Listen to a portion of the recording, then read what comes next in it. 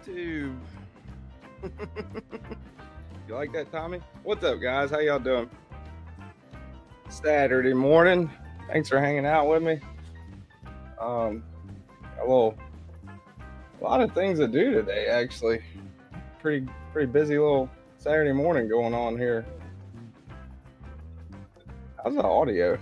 You guys hear me pretty good? I wonder if this mic's, was it coming through the mic? Like, I think it's been doing pretty good. What's up, Gareth? How's it going?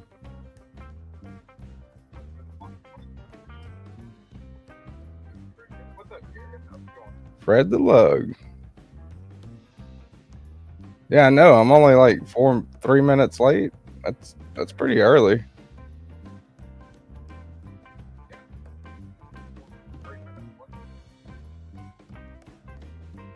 What's up, Melton? Gons. KDK, can you hear me now? Bless Nas, what's up, Bless? Look at that sexy Ripley. I'll go to the top. Brown Sugar, good morning, Brown Sugar. Rolf Robertson, channel member. Rhodey, 7420. Gonna be doing a little giveaway today. Giving away the beef. Just unboxed this other day, but gonna give this one away whenever Rhodey gets up to or whenever Katie gets up, DogCreekLeather gets up to 50 subscribers, so they can do verticals. I got them linked in the description of the live, and we're going to be doing the numbers game, so there's no entry video. Just a heads up. Never done the numbers game before, but also never had Neeves Knives come on here before either, so a lot of firsts going on today. Neeves is, say he's running a little bit late, but he's going to be in for a little bit. What's up, Chris Juarez? War Room EDC. Terrence Funderburg. Dr. Drew. Addicted to Blades too. What's up, man? Bless Knives. Good morning, TKE and all. Rick's Knives. Surprise, surprise. No TKE. What's up, LCAP? Jesse. Milton. What's up, Mom? Mine and Milton. Milton's a proud owner of a brand new Grail knife. I think he's going to end his collection journey after that. What's up, Ron Crow? Fred the Lug. Got a Fred the Lug box here. Told Fred I would unbox his box of knives the next time that I did a live stream, and try to follow through every time I tell somebody something. As Tommy with Help with Gadgets knows. What's up, Help with Gadgets? Gareth HB, what's up? Pickled Steel in the house. Kyle Coonley. Kathleen Smith, how you doing, young lady? Marco. I think I said good morning to Rolf. Grateful LG, what's up, man? Kazoo needs a new edge, yeah. BEDC, member for 5 freaking months, man. Hell yeah. Cracker Jack clicker to you, sir. Can't stay. Wanted to come show some love. I appreciate that, B. 5 months, man. That's awesome. Rick's nice. Hey, what's up, Nita? Saying hey to everybody. Kind of catch up with the chat here. Clint Crosby, what's up, man? Going down the list. See you all. Ain't typing all your names though. Too busy. I was watching you in the shop yesterday, Donnie. If that's not creepy enough for you there, buddy. Gonzo War Room. El Navarro EDC. What's up, man? Stephen Fletcher. DogCreekLeather. There it is. Let me let's see. Go to channel.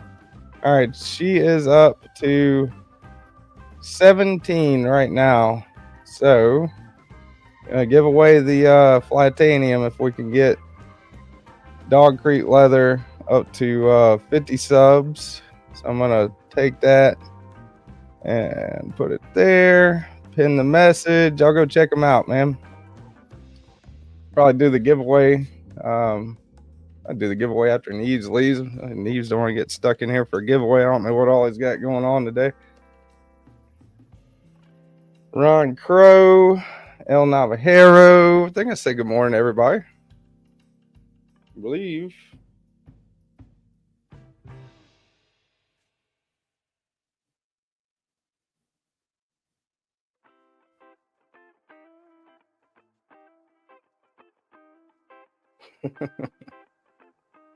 You guys. Sorry about that. I got my damn cord wrapped up. Kyle Coonley, Donnie, I hope not. I have much left to lose. What are you guys talking about? I had to get the Makers OF channel going.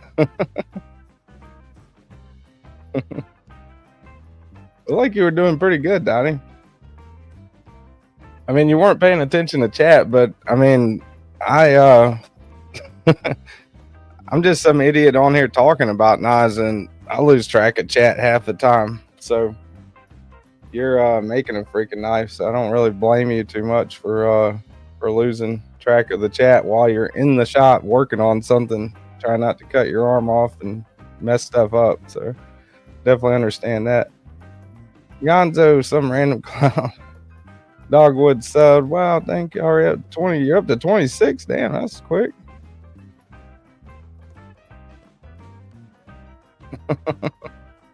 Addicted to Blades 2. What's up, Addicted to Blades 2?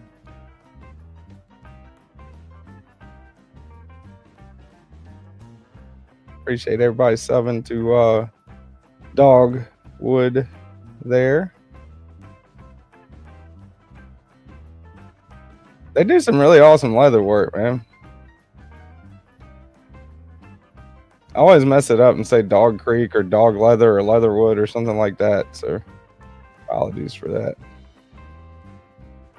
Yeah, it's hard. If you're making stuff, it's hard. I can't even monitor chat while I'm half-ass sharpening a knife or, you know, doing anything. So, yeah, I definitely get it. What's up, Foot? Marco, man. What's up, Marco? Marco's always here, man. Appreciate that, Marco. Titanium Justin, what's up, brother? Addicted to Blades 2. I think I said good morning to you already, but good morning again. Addicted to Blades 2. Acid Test Kids, Rolf Robertson, Robert Willoughby. Dr. Drew became a member of the night. Hell yeah, man. Appreciate that. I'll give you a Cracker Jack salute there, sir. Appreciate you becoming a member of the Knights. Enjoy the crazy emojis. Yeah. Started to try to make stuff while live. Yeah, it is crazy. Well, y'all stuff looks really good, Katie. It really does. Like I know I like mess around a lot, but I really like your guys' stuff. Can't wait for the wallet. It's gonna be pretty cool. Gonzo, y'all gonna be fighting Carco. TK gives away. No, I'm not giving away the Ripley. Not giving away the Ripley. Giving away the beef. The beef's gonna be today's giveaway knife. Pretty cool little knife. Not little, full size knife. I still gotta do the review of it. I unboxed it the other day. I didn't even know Titanium made a budget knife. I just saw this floating around on BladeHQ. I was like, oh, cool.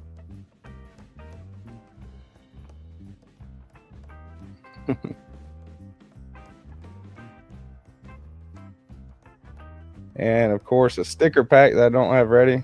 Everyone, please vote on TK's Discord server.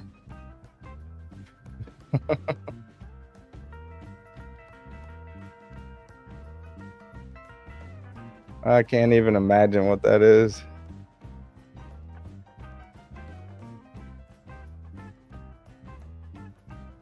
So Neeves is giving away a Ripley. No, I think Neeves is just going to hang out for a minute.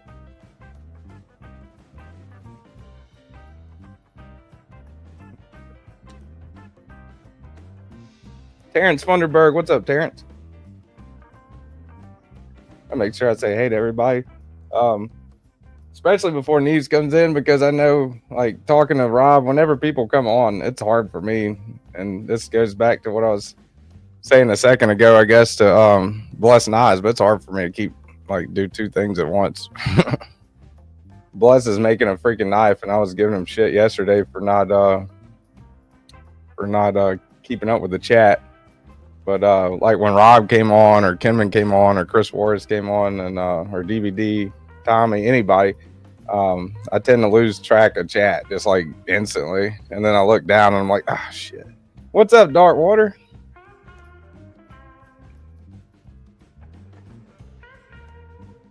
Don't forget to hit the like. Thank you, dear. Appreciate you coming by. Cole's sick this week, man. She's definitely under the weather. I appreciate that, Cole. Probably got sick from all the work that she put in making those coconut cookies. On phone, so not saying hello to everybody just yet. Appreciate that. Hoping best tech.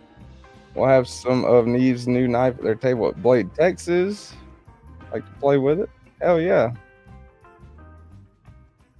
Don't forget to vote for TKE's new Discord name, says Mr. Eddie. Good Lord, I can't even imagine what that looks like. He's got me. He really does. I can't go check. Matter of fact, I might go check. Screw it. See what this psycho's done.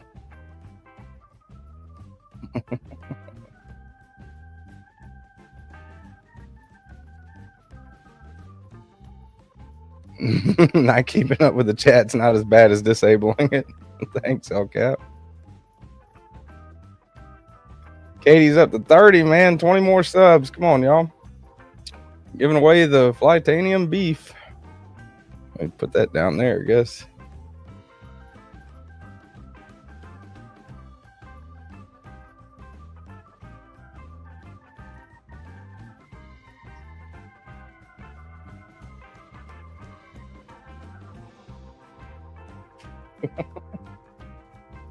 Oh my Lord. All right.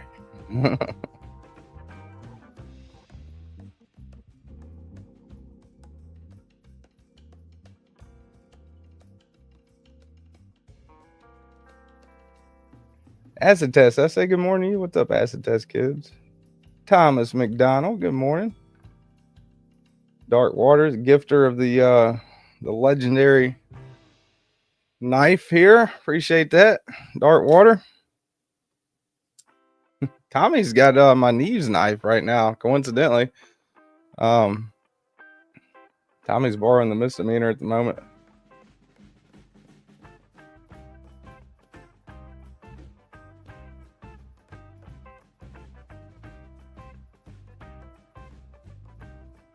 Warroom EDC. Mr. Eddie saying check out Warroom EDC and then linking his own channel. So yeah. That ting, yeah, that thing tings, man. It's crazy.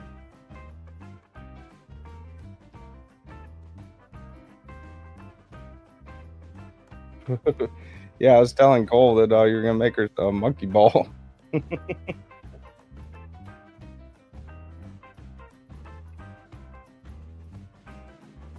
That looks pretty cool.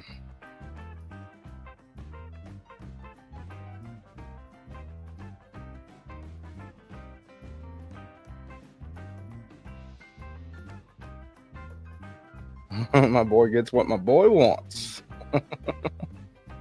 Jesse says TKE likes balls.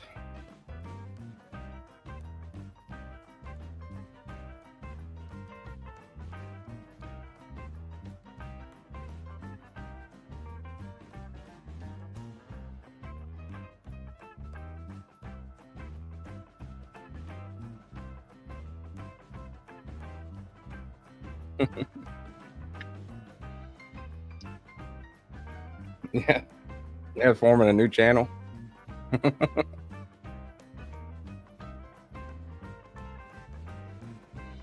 Hell yeah, man.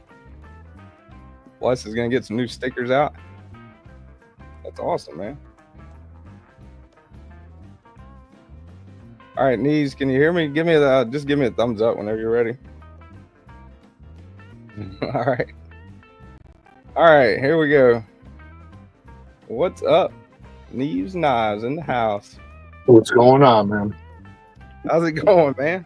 Well, I don't know why my so my camera's vertical it wasn't allowing me to turn it sideways for this live.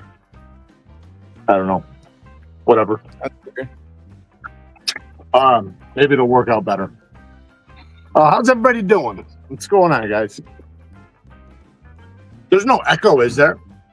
It sounds good to me. I think it sounds pretty good. Good. Rick says, "Who's that guy?" This is Jared Knives, man. I'm sure everybody knows who Jared is in the chat. Jared was one of the influences that kind of got me to, I'd say, between Jared, Metal Complex, and Shabazz were some of the earlier influences of me starting a channel. So I thought it was pretty cool that that he agreed to come hang out for a little bit on the live stream. Definitely somebody that I got about 85% of my limited sharpening knowledge from. So I thought that was pretty cool, man. I know whenever you show up in a live, if I'm doing a sharpening, I'm like, oh, fuck. Yeah, I'm gonna do one tonight with the members. So we're gonna have a live sharpening tonight. I'm thinking about doing the Quichetti on there.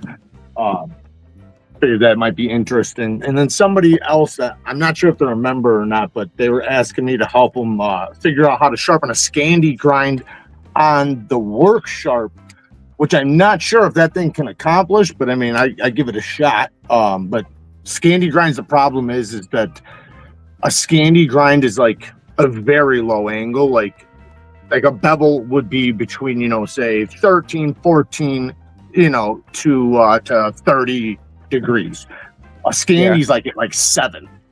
So it's hard to do without hitting your clamps in many cases. So a lot of times you have to do them freehand, but there are systems that do allow it. You just got to have the right attachments and parts. That should be pretty interesting. Yeah. You got Work Sharp precision adjust?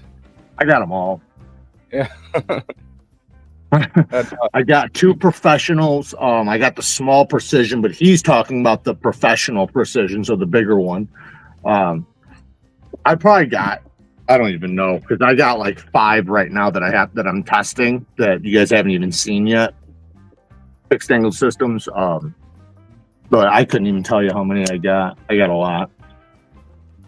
Let's see, I had the Work Sharp Precision Adjust Pro was like my first like foray into more than just like a regular whetstone. And after that I went with the KME and got pretty into the KME. I got a few different attachments like the penknife jaws, the scissor attachment, got a couple of different attachments for that, and then went with the TS Prof. Some YouTuber recommended that.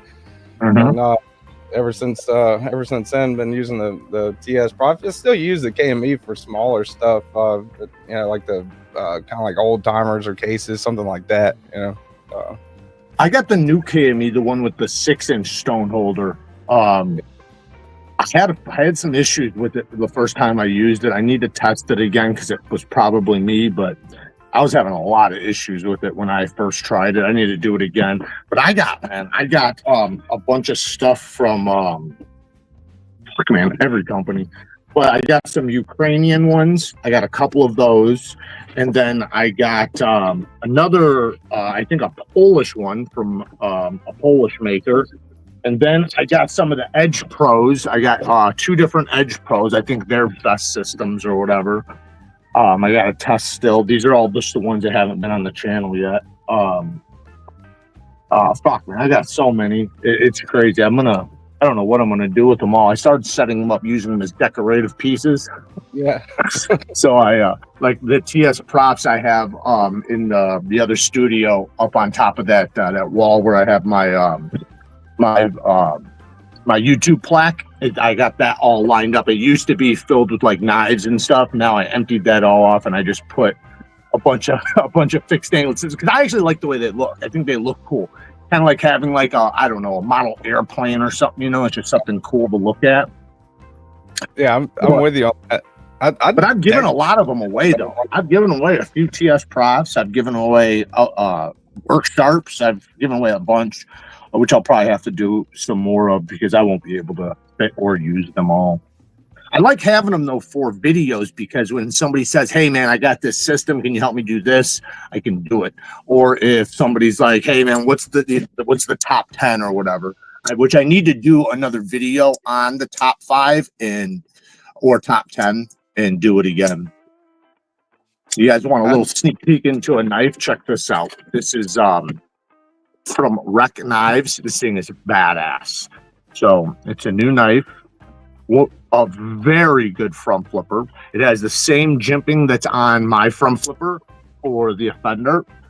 And this thing is clean, man. It is very, very sharp, very easy to front flip, like a super easy one. It's only a front flipper, so it better be, right? But it has really nice micarta inlay, full titanium. It has somewhat of like a mirrored stone wash over it. It's a beautiful, beautiful knife, though. That's pretty cool. They're doing a video on that. I got a whole bunch of knives, man. I got probably like 40 knives around that I gotta start doing videos on. What's the name of the company on that one? This one's REK, R-E-K Knives. Okay. R-E-K, yeah. You can find them on Instagram. Just look up REK. He does so. He's the one who does, I believe, he's the one who does the Spyderco scales and stuff, Rek's Garage or whatever. Oh, yeah. Yeah. This is his, you know, obviously he didn't hand make this one. This one's OEM'd, but it's one of his knife designs. They did a really good job on it, though. Very good job. It's like probably the company, or Spyderco is the company I have the most knives of. That's the, you know, that's ever since I went to their factory in Golden. I thought like Spyderco is my #1, you know, collectible. Like I will modify them because I don't really care about reselling them at all, because I'm never going to do it. Yeah, no, I feel the same way. I have a case, because typically, like, for knives that I could potentially give away, and even if I don't, even if I want to keep, if I don't have them on display now, I put them in boxes and I keep them stored, because I want to keep them nice, because I've had so many knives where I just leave places and they're smashing into each other, and knives like I didn't even hurt or do anything hard with have scratches all over them. So I'm like, you know what, because I give so much of them away, you know, and, you know, eventually sell and stuff like that, I need to keep them nice. And in many cases I have 2 or 3 of the same one, so I got one I can beat up and one I keep nice. Like, if, for example, like this one is back, I gave it to my barber, and I've had 3 of these, and it's back for sharpening now. Yeah, so the the hyphen, yeah, it's a great one. This is the small one. I love the large one, man. That one's my favorite. But yeah, I try to keep them somewhat nice, but I do have still like a whole bunch of knives that just lay around and, you know, in drawers and stuff like that. But I have a lot of cases. I think I have 6 or 7 knife cases that are full, and one of them is a Spyderco one, because I don't really worry about putting my Spydercos back in the box, you know. So I save the boxes just in case, but I basically keep them all in a case. I need to make a new case though, or get a bigger case, because I got it completely filled right now. I've got a slide drawer, like it's a Kennedy toolbox. It's a like a slide drawer toolbox type of thing. I keep them, you know, keep all of them in. Is that the large? Yeah, that's the XL, the hyphen XL. Yeah, that one's my favorite. I like that one. Rick's Knives let me borrow this one for a video. Pretty cool.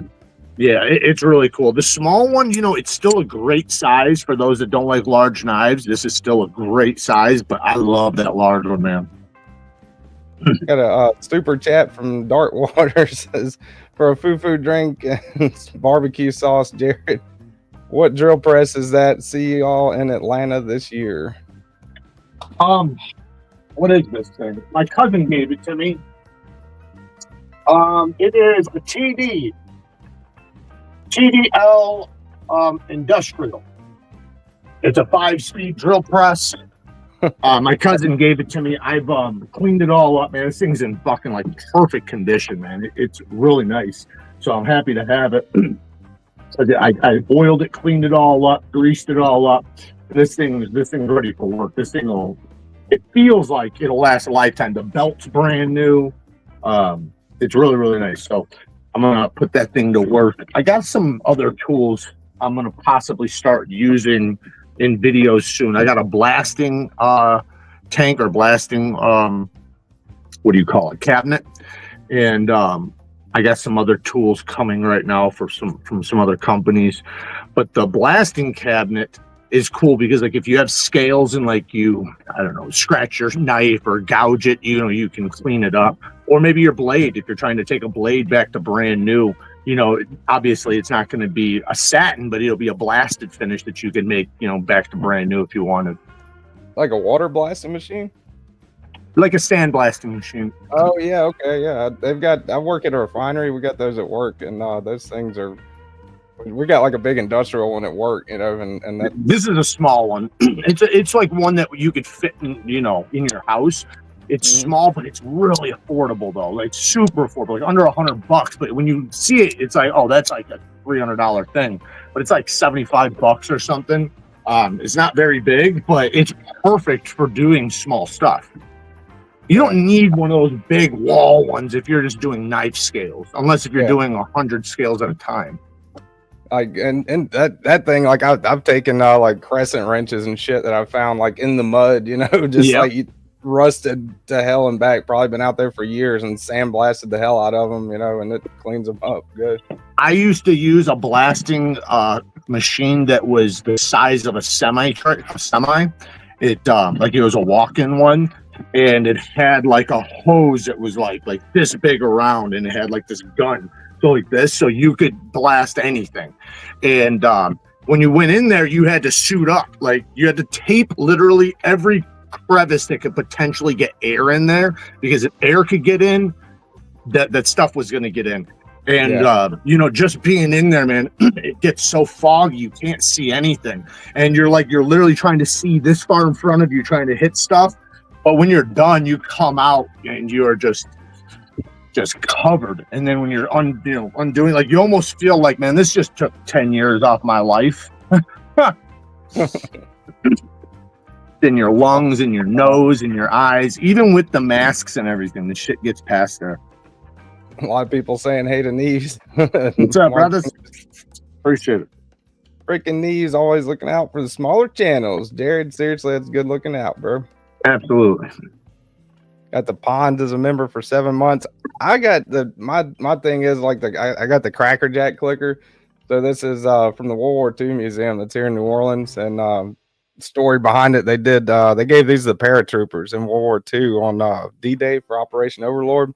Nice. And it would be like a way to identify friendlies in the dark, you know. So whenever somebody has like a membership or gifted membership or whatever, I always do the little Cracker Jack clicker thing. There you go, Pons.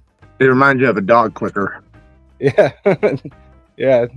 I don't think it's quite as bad as I don't know if you've seen Rob's Nerdy Knives. He does lives on Monday nights, but he's got the kazoo. And oh shit. Yeah, there's the kazoo. The clicker, that clicker, we use something similar in dog training. Basically the click means yes, you know, or good boy. So it makes it to where you can communicate with a dog or an animal, period.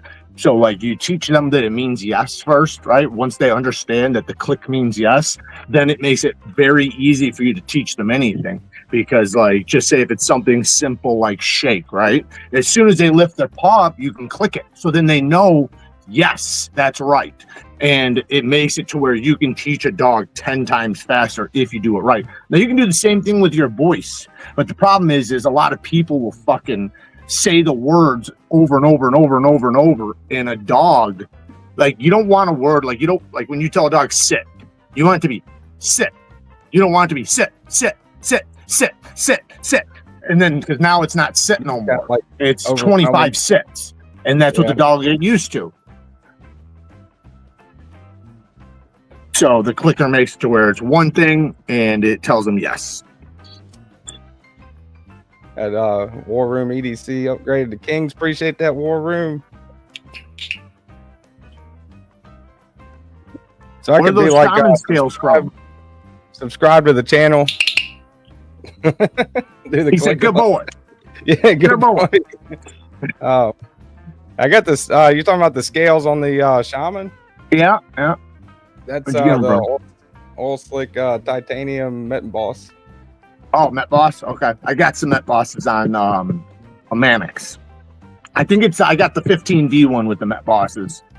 Yeah, that's a 15V on this, man. That's definitely the most edge retentive steel. I haven't tried the Rex 121. I saw a couple of your videos with the Rex 121 and the Sage, and that's awesome. Check this out. I haven't shown this on the channel yet, but I got a video coming soon. We got an Olamic. What was the name of this one? The Solist.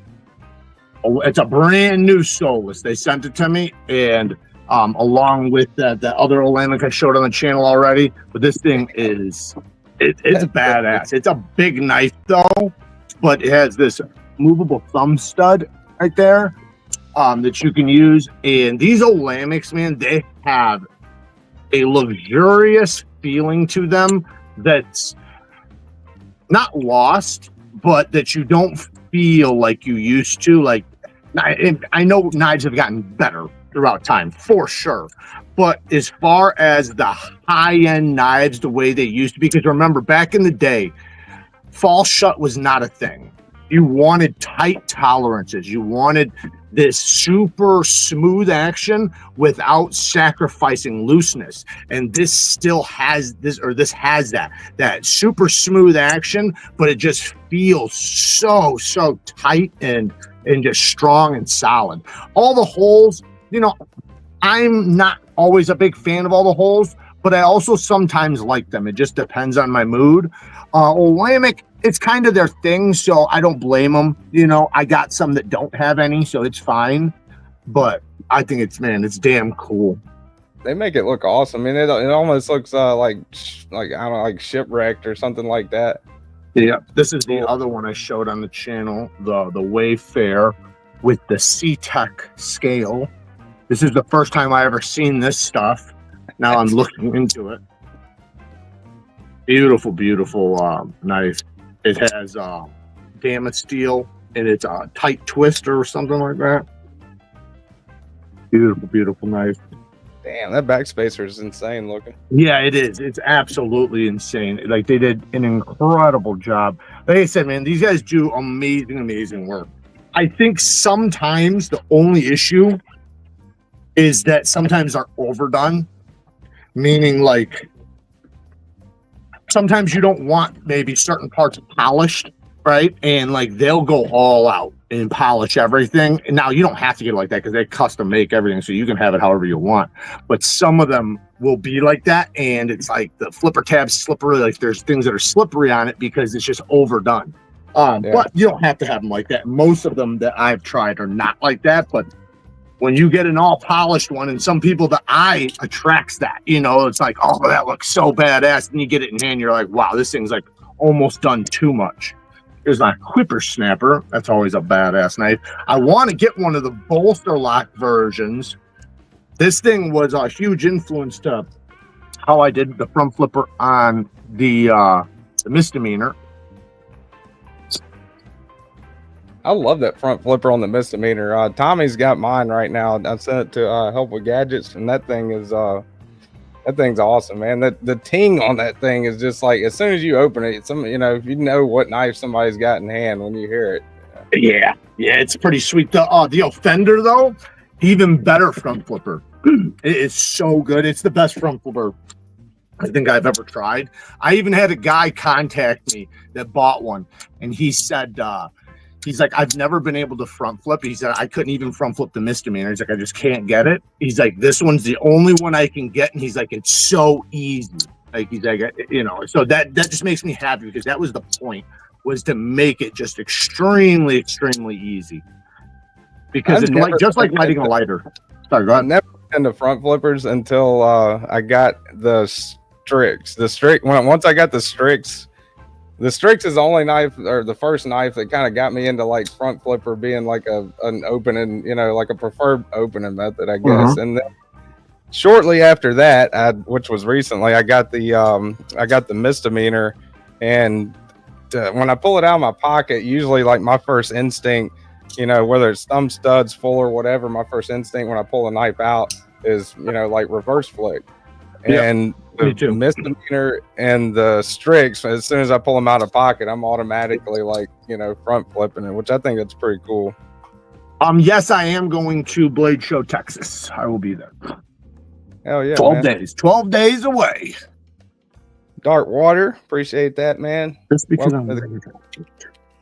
Welcome to the King's Dark Water. Javon's up in here. What's up, Javon? Sorry I'm missing chat. I was telling everybody before you came in, man, I suck at multitasking. I was messing with Donnie, Donnie Bless from Bless Knives. He's got this one. This is the Ripley. Pretty awesome knife. This is a lefty version. Huge ass knife. He was in his shop doing a vertical yesterday, and I was messing with him about not paying attention to the chat.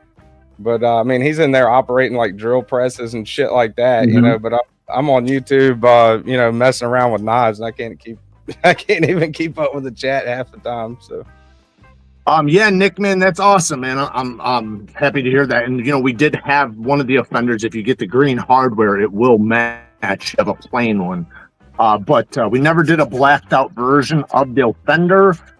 But it is kind of cool to think, like, after like a year or so, maybe 2 years, like having all these different names, like if you have the whole set, like, or have all of them, that'd be kind of cool, because they're all going to be names of, like, crime and the justice system. So to have them all will be badass. I like that harpoon notch on that thing, man. That thing's wicked looking. I got quite a few harpoons coming. I got some bayonet style blade shapes. I got a lot of stuff coming, guys. A lot. I got new locking systems in the works. Everything I have coming right now has something unique about it. Some things are very small, but they're like, I've never seen them done before, and some of them are really big. So it's going to be a great year. Waiting for some prototypes now on a couple of them, and yeah, man, it's going to be freaking awesome. But like I said, though, the names are it's going to be cool too, because some of them I'm going to do like we have the offender, right? I need the defendant now, so like things like that, like where like there's going to be something, not maybe, I don't know if I'm going to make them similar, maybe I should to some extent, but like the judge and jury, like things like that. I don't know. You got a lot of cool stuff you can play with the judicial system. Dude. Wrongfully accused. Unlimited, especially if you throw in slang. Oh yeah, you can like even do like and things like that. Like the strike one or strike two, stuff like that. I don't know, but you can definitely play around with that for sure. Yes, I will definitely have the offender at Blade Show. Huge fan of the Warren Poon. Appreciate the super chat, Dark Water. You gave me the misdemeanor in Atlanta. That, of course, I bought after playing with it there. Thank you, Fred. I appreciate that, man. Well, you're gonna try the Blade Show Texas if you're there. You can try the offender if you don't have one already. It's a great one, man. I think the offender, like, some people are scared of the recurve Tonto, but man, it's so much easier than you think. If you do fixed angled sharpening, there's no difference. There's no difference. The only difference is instead of sharpening one edge, you're sharpening two edges simultaneously. But there's nothing, like, it doesn't make anything harder. It just, you just work on this for a second, then work on this for a second, work on this for a second, work on that for a second, and until it's done. And that's how you make it very easy. I still haven't broke down and decided to sharpen this one, but you won't have an issue with it. You will not have an issue with it at all. No, that'll be easy for you. I'm telling you, it's not. The thing is, it's just doing it, because once you do it, you're like, oh fuck, what was I even worried about? Yeah, because like with that has a slight recurve, so you could use a slim stone, but you don't have to. You could just use the edge of one of your stones. I have slim stones though, so like I can do any recurve for the most part. Any recurve period, but when they're slight like this, man, you can literally just take the edge of your stone and do them. I've never tried a hawk bill. That's one I've never tried. A hawk bill typically depends on, so like the FLN we did, that one, it has a decent curve, but it's not a massive curve, so you can get away with doing the edge of the stone, but it's nice to have a slim stone for for hawk bills if you can, but you don't have to. You just, like I said, as long as you use the edge of the stone, you'll be fine. But some have such a curve that you need a slim stone. That one's definitely on the list for sure. That one's badass looking. What's crazy is I can hold it from the side like this and like just get my finger like that and flick it. Like there's so many ways to front flip this thing. It's crazy. I love it, especially once you get used to it for like a day. Like I seen somebody, I think it was Metal Complex. He wound up getting it doing this, but he was struggling for a second to do the reach over. And I'm like, how are you struggling? He got it, but it's just, you know, he just needs to get his fingers used to it. But once you do, with where you're holding it back here and you reach over, it is one of the easiest ones I've ever tried. The worn poon. You do. I got a worn poon coming. Where does that ting come from? Like on the misdemeanor, is that because of the thinness of the blade, or? Yeah. So that one's from the geometry of the blade. If you take the tip of it and just go like this, just put your nail on it and go like that, you'll hear it. So the vibration goes from the stop pin. When the blade hits the stop pin, it vibrates up through the blade, and then since it's so thin up at the tip, it goes. So if you grab the blade, it'll instantly stop. Pretty cool. Some of them usually they're from the clip. That's typically where the ting comes from for a lot of knives, is the clip. Oh, really? Or they have, in some cases, the stop pin will, like if it's metal on metal contact and it's really tight, it'll make a vibration through that. But usually it's the clip. The Factor is the only other knife I've ever handled that does that ting, and it's not as like frequently consistent, you know, as a misdemeanor. I've got a few, but none as loud as those two, except for that one knife from Poikilo, the one with the tuning forks inside of it. Yeah. Remember that? That thing is crazy. I got another knife from those guys right here. It's pretty crazy. Well, it's from Mundus, but Mundus is getting it done through them. You guys probably seen this on Metal. I haven't shown it on the channel yet, so typically I don't show stuff before they go on the channel, but why not? But this is this guy. Pretty unique. So it has a button back here. I haven't even completely figured it out, but the button back here, you push it up and it unlocks it, so you can go like this, and then it'll just drop. But it's got a roll. It's got a flipper, kind of like my front flipper. The way, you know, just not, mine isn't all the way to the back, but it's very cool, and it has a piston back here.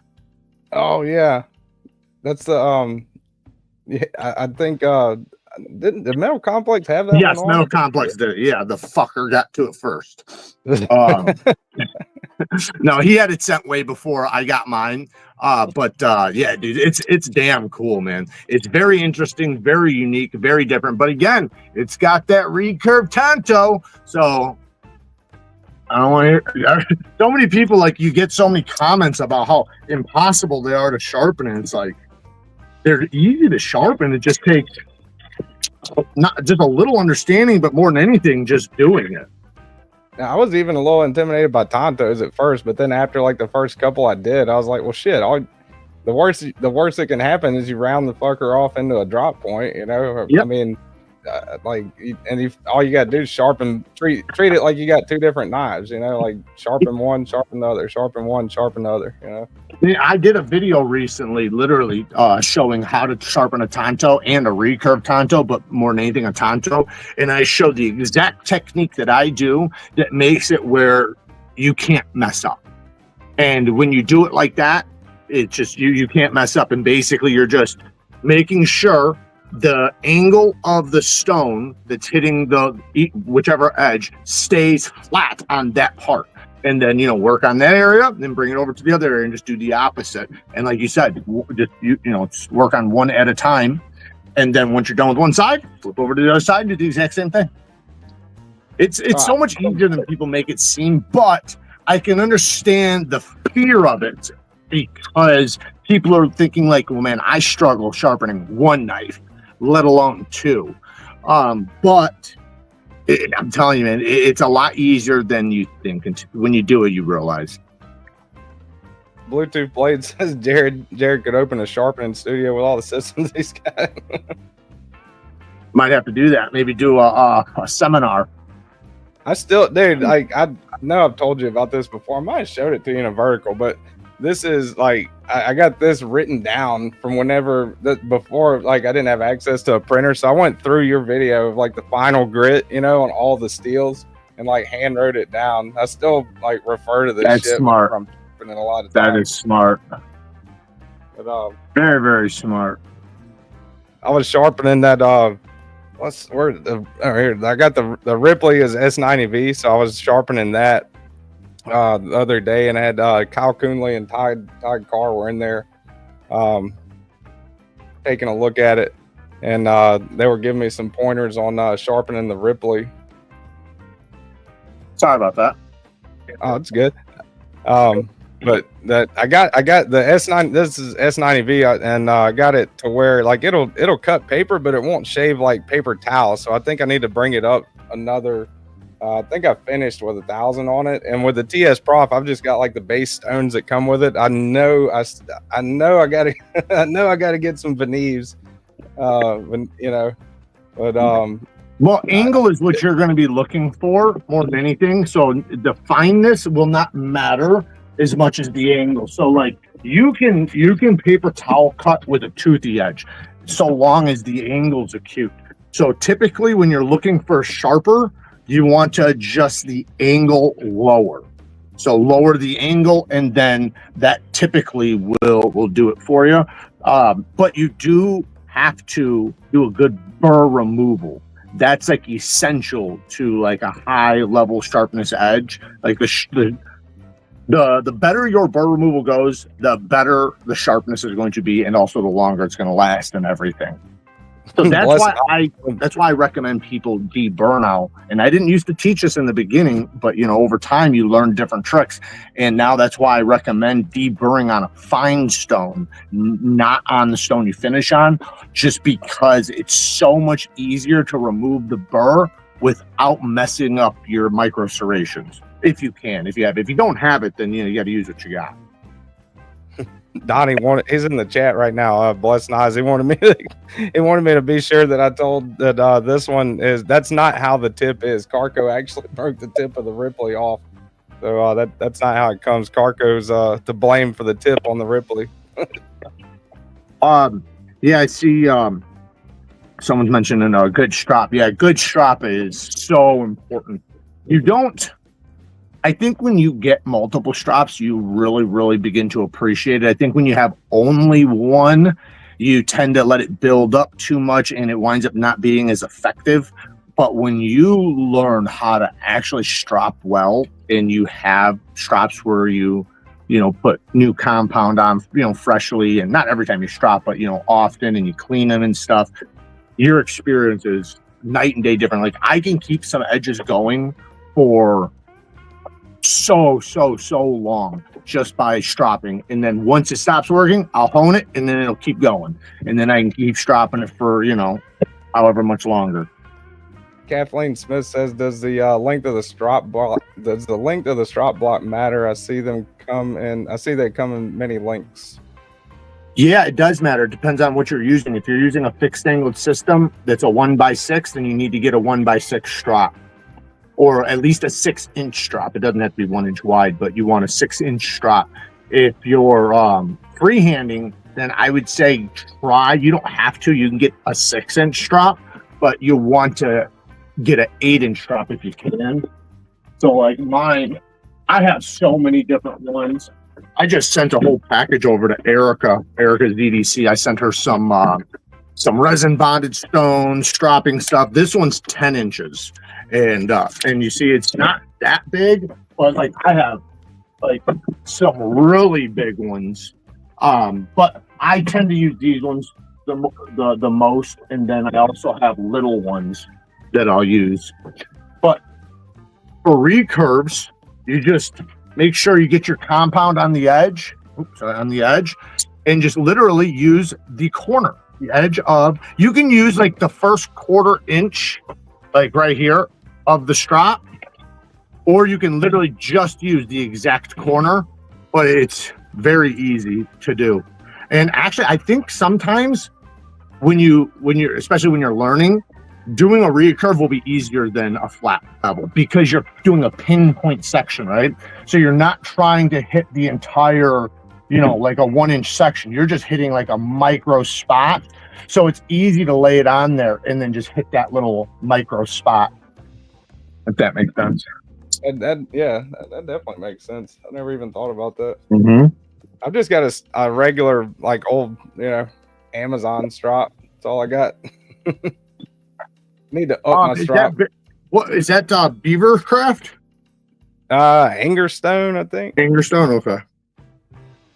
We got we're gonna have some straps on Neeves Knife Co soon, but right now we do have stroppy stuff, which is my favorite compound. But we are talking to the company so that I can mess with the recipe and make it my own, and so we can have some Neeves Knife Co stropping compound that'll be coming pretty soon. That's pretty cool. It'll come from the same company though, so we'll have a color coordinate. We'll have literally everything the same. The difference is I'm going to try to make it even more concentrated. What were the you recommended a stone, and I wrote it down. I lost where I wrote it down at, but and I was doing a vertical when you showed up, and you were recommending a stone like that was like a Veneve, but a little bit kind of cheaper than like a Veneve. Nanawa has resin bonded stones that are 3x8, but the difference is, and the reason why they're more affordable is because there's only 1 millimeter of bond on top of it. So it's not going to last as long as the other ones because the other ones have between 2 and 3 millimeters of bond, but 1 millimeter bond will last you years. So don't get it twisted. It's not like it's just going to wear out. That fucking thing could last you 5 years or more, just depending on how much you use it. Garrett says, when I use my land ski, I go both ways. Is that okay, or should I only go one way on each side? Well, there's nothing wrong with going both ways. No, I'm just joking. What was it? What was the question? Garrett said, when I use my land ski, I go both ways. Is that okay, or should I only go one way on each side of the blade? You can go both ways. The problem that some people have going both ways typically comes from freehand, not from fixed angled. And the problem is that holding the angle going back. So like, it depends on you, because like with me, I found in a lot of cases, it's easier for me to hold the angle going back and forth because like I'm stuck in a groove, so I can just go back and forth. But with a fixed angle system, you can go back and forth all you want. Just make sure you're not changing your direction, right? For an example, like if I have this and I'm sharpening, picture the blade. I already shoved this thing in there. Picture the blade like that. I can so wrap it on myself. So picture the blade like that. If you're going like this, don't start going this way now, because now your scratches are going to go like this. You want to, and if you do that, it's fine. Just make sure you finish going one direction, even if you're doing back and forth. So you can go forward and back, laying it on the stone. Just make sure that you finish that way and you don't start going this way before you finish. Because while it'll still be sharp, it'll still cut, it'll still be good, you're basically taking and making a crisscrossed serrated edge. And if you think about that, in reality, what that means, well, I should do some testing on it to test this theory, but I would assume that your teeth would break off a lot easier because they're not they're not like this, right? They're now like, I don't even know, like this. So it just seems like it'd be a lot easier to break off. But I should test that theory. You're pretty much trying to turn it into like a micro, version of a saw blade, right? That's your goal, yeah, or just a serrated edge. Basically, it's just a microscopic version of that. Now, some people would debate, and this is why I said I should do some testing on it. Some people would debate, well, there's different types of saw blades, right? Like you have metal saw blades, which are more jagged. Then you have, you have wooden saw blades, which are curved and uniform, all going one direction. You have universal blades that do a little bit of both, that are usually straight up and down and relatively, but they're still uniform. So there are different types of teeth you could use depending on what you're doing. For an example, like the way I was just saying, how you want to make sure your scratches are going that way, right? Because that makes the teeth aim this way. So when you cut, you're cutting that direction, right? But what if you're cutting like this, like if you're a chef? Let me pull this knife out. This is a knife, chef knife. I'm about to do a video on it soon. I got a few of them. These are in 14C 28N Damascus. I don't even know if I've ever seen 14C Damascus. And it's 63 HRC. So, but what if you're cutting like this instead of like this? Well, in that case, then you would want the teeth going the opposite direction, right? So instead of sharpening this way, you'd sharpen this way. That makes sense. But like the thing is that even if you do it that way, it's still going to work this way, right? I'm just saying, like, if you're doing 90% of your cutting the other direction, then you might just want to, have your teeth facing that direction. But if you're just doing it, every so often, then I would put it the other way. They did a good job on these, man. These things are really, really nice. Beautiful, beautiful kitchen knives. There, I like that. Dude, I got a badass cutting block. The Damascus it's gorgeous. It's got like the San Mai, where it's a core of 14C. Beautiful. It's got like a wavy pattern. It's gonna be hard to see because of the mirror polish, but it's very thin. Like this is gonna be a great cutter. I was telling people the other day in my live that I'm working with Steve Cutlery right now. We're I'm gonna try to create the sharpest knife in history ever to be done. My goal. It's the sharpest knife to ever exist, and I think I can do it. Would you use the like the little string scale? I forgot what it's called. The little scale string like thing to judge. No. Like No, those things aren't accurate. They're not accurate at all. Like, I could do that, and I could make it a fucking 2, right? Like, and people will be like, "Oh my god, he got a 2." But in reality, I know that I could potentially cheat, and it's not fair for the viewer, because a viewer, for an example, I said this the other day in the live. I did a little competition at at Neeves with his knife sharpener, where I used a little fixed angle system from Worksharp, and he used a belt sharpening system. Well, in the end, he won the best sharpness test, right? But then his knife couldn't even cut paper towel, and mine was doing swirls. So, like, just think about that, right? Like, so mine is actually sharper, right? But his on the test, but that's because the numbers can be manipulated. It's just dependent on speed. If he cuts a little bit faster than me, his number's going to be better.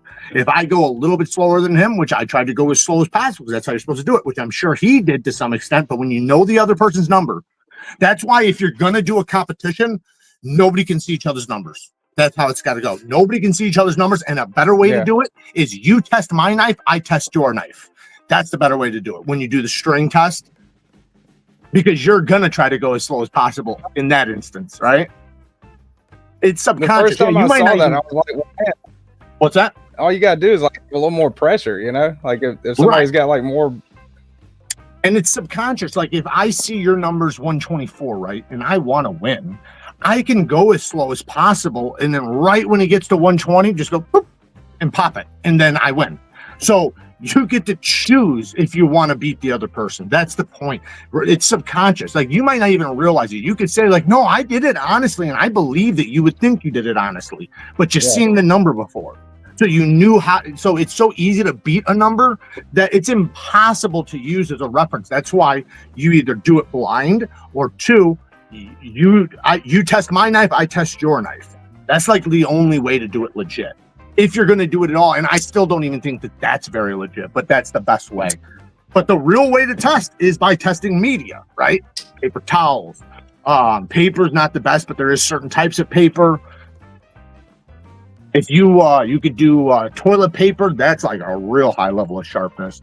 Do you remember the cartoons? I've always wanted to do this, but I know it's like not practical. Do you remember the cartoons where they'd sharpen a knife on, a stone or whatever, and then they'd lay it like this, and they'd drop a hair, and the hair would go, and then fall on the edge and go and just split in half, or they'd take like a shawl or something like a I don't even know what they're called, like a thin layer of silk, and they throw it up in the air and then let it drop, kind of like in the movie Bodyguard. Do you remember that movie?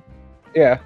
With Whitney Houston, he takes his samurai sword, he throws up the silk shawl, and it comes down and it just goes, cuts right in half. I've always wanted to reenact that, but I don't know if it's possible. I'm gonna try it with the world's sharpest knife when I'm done with it, but I don't know if it's possible.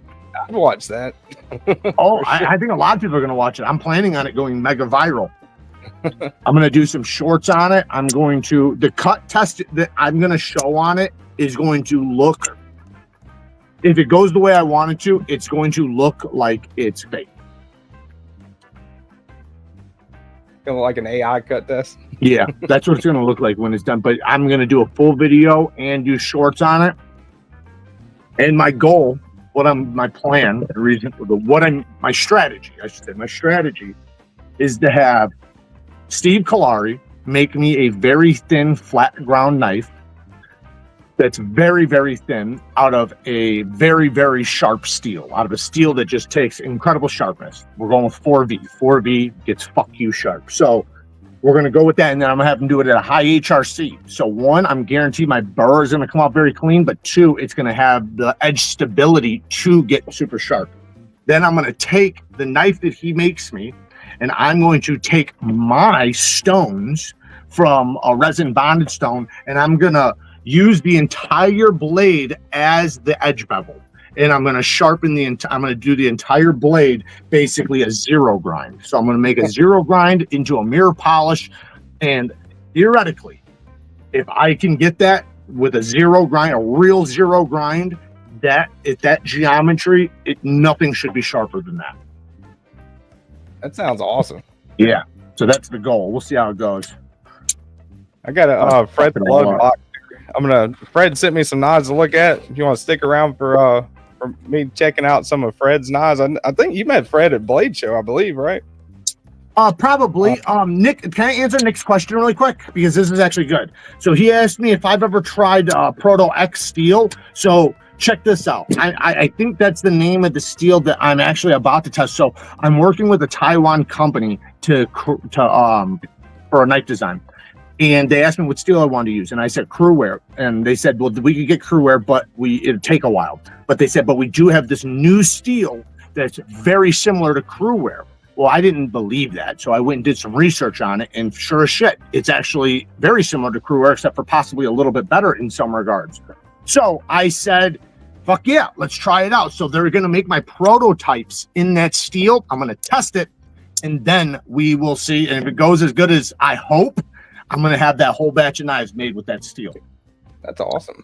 Yeah, I'm very excited about it. I love getting a new steel, to test.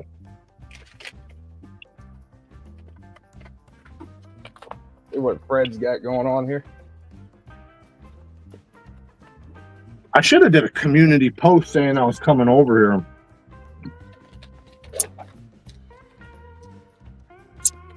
These will probably know more about what these are than I do. I don't know if you know this or not, but if you do vertical lives, you'll get a lot more viewers, just so you know. Yeah, verticals are crazy. Like if I do a vertical, I'll have like 250, people. Yeah, it's nuts. Yeah, we hit over 100,000 in the Worksharp live I did. Damn. Not all at once, but throughout the ratio. So CH Knives, CH Knives are pretty cool. They do a good job. It's in a pouch too, so check these out. Yes, sir. I'm going to Blade Show. Just got my tickets.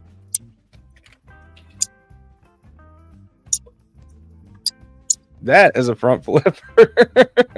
That's crazy. Let's see it. Oh wow, yes, that is a front flipper. You know what? I'm gonna grab something.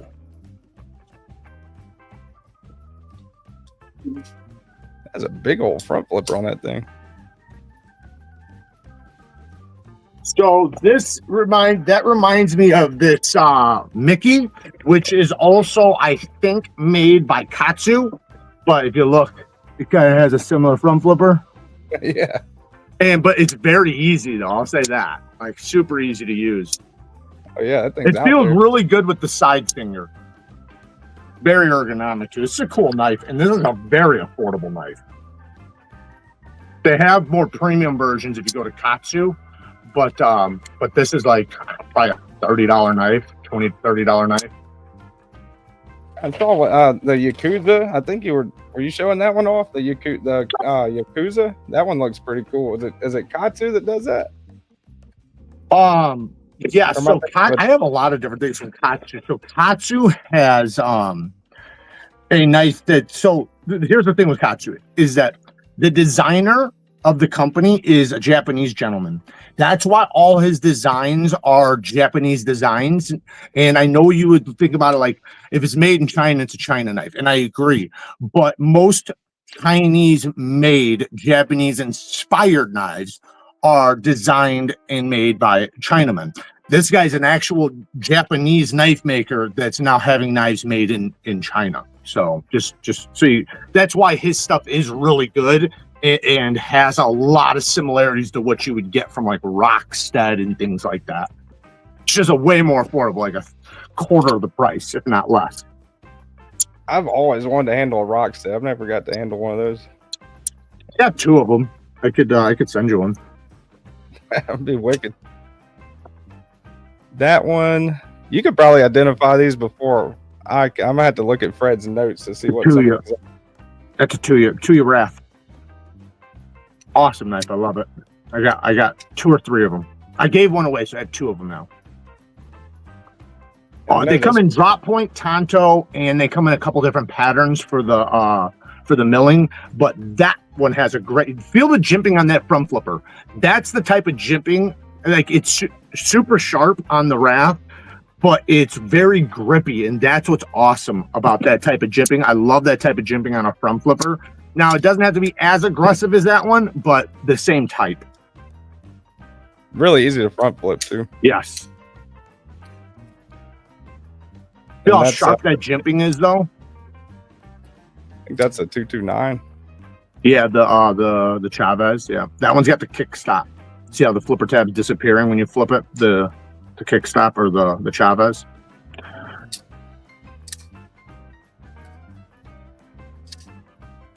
Pretty sweet, man. Yeah. Like a little anno on it, huh?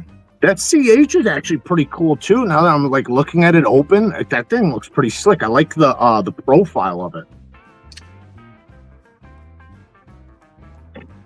It's a nice micarta.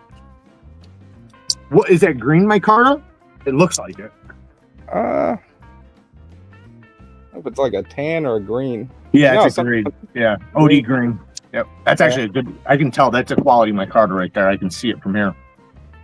Very good quality, to be honest. That's a good micarta right there. It's pretty decent, especially after it gets oils on it. That thing will turn dark forest green. Not forest, but like a dark, I guess, marine green or something. I don't know. And that's a Kizer, right?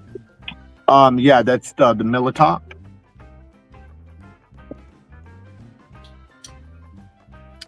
Or Veritas. That's a Veritas, right? Veritas. Yeah, I don't know why I said Militop. I was thinking, like, am I right about that? Yeah, the Veritas. Yes, the Veritas. I got that's a really cool one, man. Between those two, man, it's hard for me to choose which one I like more. Between the Militop and the Veritas. I like the little square on the pivot. That's pretty cool looking. The what? The pit, like the captive pivot with the square on it. That's pretty neat. Yeah, Devo just did his with the one that he had OEM by Kubi, the one that Blade Binge. He's got them in other places too, but that one has a square pivot. the Chaser, I think. Yeah. Very cool knife, man. A blacked out Bel Air.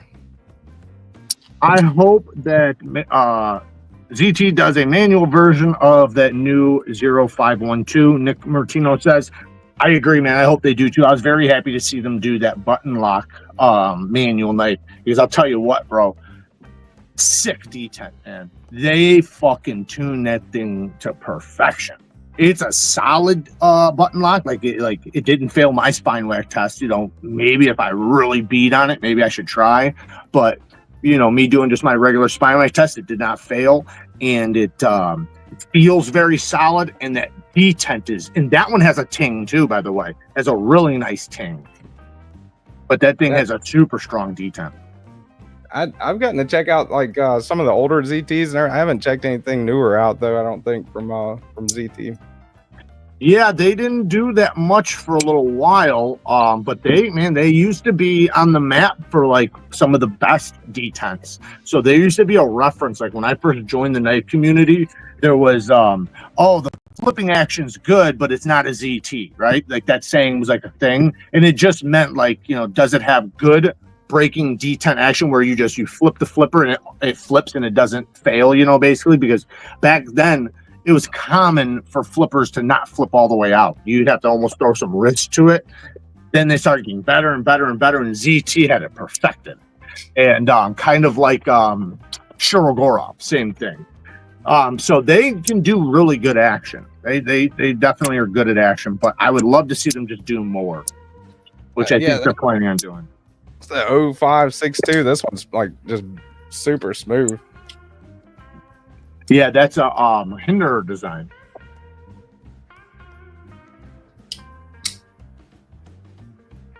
You know how to get rid of detent lash. I got a pair of 3, and when it closes, there's a bit of up and down movement. So first you have to figure out where it's from. Is it from the pivot or is it from the detent? And what I mean is that if the pivot, the way you can find out is open the knife like this, right? And grab it and then go like this and feel if there's any play. If there's any play like this, like where you feel bouncing back and forth, and it's not like just solid, then it's probably from the pivot. And in that case, you'd have to get a bigger pivot to fit, which is going to be difficult. The other thing is whether or not it's the detent, you know, and you can feel that. And if it is the detent, then you'd have to get a bigger detent ball, because the problem is the hole is too big for the ball. You could take a look at the hole and see if there's a burr around it or something like that, like preventing it from all the way seating. That sometimes is the case, and that would fix it. But typically the hole is just slightly bigger than the detent ball, and you need a bigger detent ball. Every once in a while, it can be from just the way it's assembled. So like if it's, so for Spydercos in many cases, you'll have the stop pin screw and then the pivot screw. Make sure that stop pin screw is tight all the way, and manipulate the two. So like you might have to loosen this one and tighten this one, or tighten this one and loosen this one, and do it until you'll feel it, because there's a big difference. Like I've seen a lot of people have issues with some Spydercos, and all it was just tuning this screw and this screw together.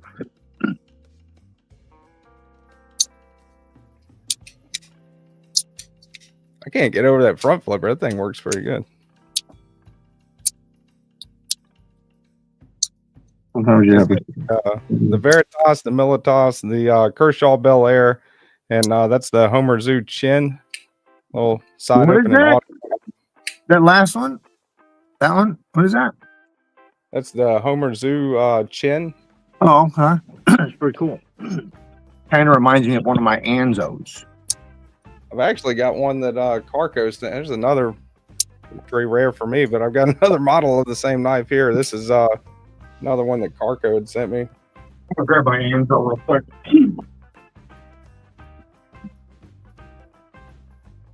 Number 189 on that one. Yeah.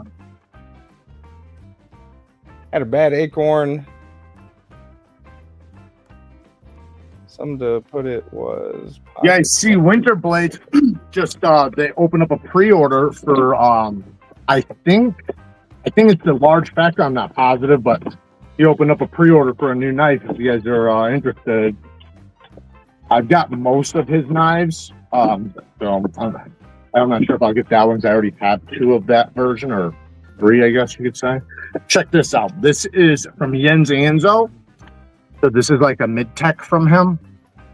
Or these are handmade by him, but they're done on CNC. But he does make them in-house, small batch. This is incredible. The action. Look at how small the flipper tab is. It works so good. He put just 3 little tiny jimps up there. Great detent. When you hit the button, it's like a ghost, man. Like you don't even feel as it drops. He's got this beautiful texturing over everything about this thing, man. It's refined to a high level. Like there's a lot of amazing knives out there that are done exceptionally well, but then there's just some that have this refining to them that just outpaces everybody. This definitely has that type of feeling. I've just now gotten to the point where I'm getting into like more and more like mid techs or yeah, it takes a while. You gotta. It's like you gotta go through the steps, right? There's all different steps. You gotta get the budget knives down, then you gotta get the semi-premium, then the premiums. And you just kind of work your way up because you have to convince yourself. You got to convince yourself that it's worth the money. It's like the 12-step program, but in reverse. Right. These guys are really cool too. I love these guys, man. This one, what is the name of this one? Can't remember.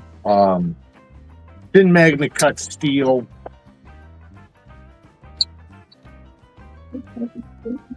What is that one? Is that a Dead Reckon? Yeah, it's a Dead Reckon. I can't remember the actual name of the model, but yeah, it's a Dead Reckon, and it's an integral with a unique button lock. So the pivot actually spins, so you don't want to touch the pivot because otherwise it'll stop spinning. Incredible detent. They do fail. I'm not gonna say easily.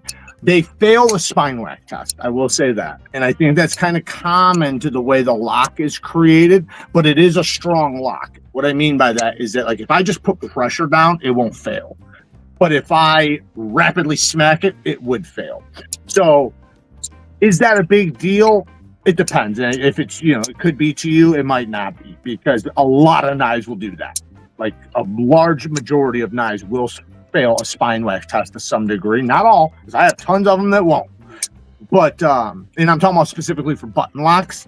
But this is a unique style button lock. It's got its own built-in mechanism, so it is very unique and different. It offers a very crispy, reliable detent. I like the knives, and I think they do a really good job. I'm actually going to talk to them about possibly some OEM work, so might be getting into the USA. Ridgeback. Dead Reckon Ridgeback. Yeah, Dead Reckon. Oh, it's a Ridgeback. Okay, I got another one of these. The one with the I guess you could call it a clip point, but it's like a sheep's foot. Not sheep's foot. It's like a clip point. This one would be I think they call it a cleaver. It's like a straight razor, or I call it a sheep's foot, but with blade shape, and so many people call different things. Oh yeah, I had the name right here the whole time. Yeah, the Ridgeback and Magna Cut. This is the first one I've ever had that failed it. Actually, I did this little review on this one last week, the Homer Zoo Chin, and it's an auto, but it's a plunge lock. Yeah. So it won't.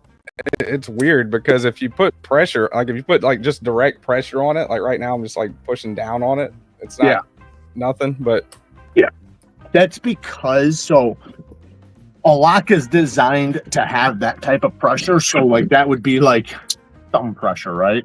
But the thing is that when you're just putting pressure, it has time to grip and get friction in between the two mechanisms. When you just suddenly hit it, it doesn't have time to press and get friction, because it's like sitting on top of each other, and then when you smack it, it's like it just smacks out. So it doesn't have the time to get the friction. And that might be exclusively to that one. I don't know. This is another one.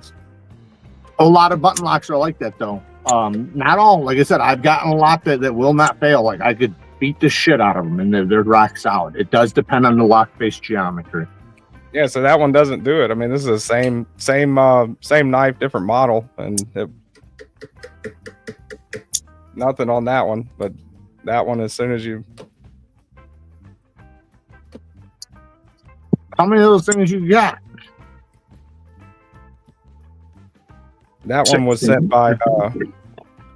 This one was sent by Fred the Lug. That's a box I just unboxed just now, and this one's Carco's.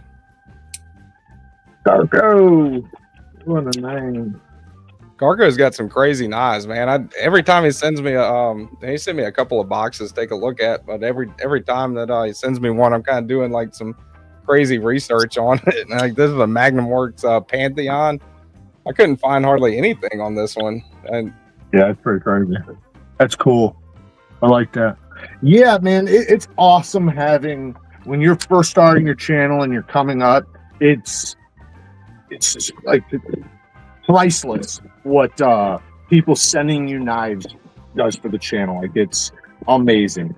With that, it makes it to where you can actually create and have a functioning channel. I know with me, fuck, man, it would have taken me so much longer if not for the community blessing me and helping me along the way.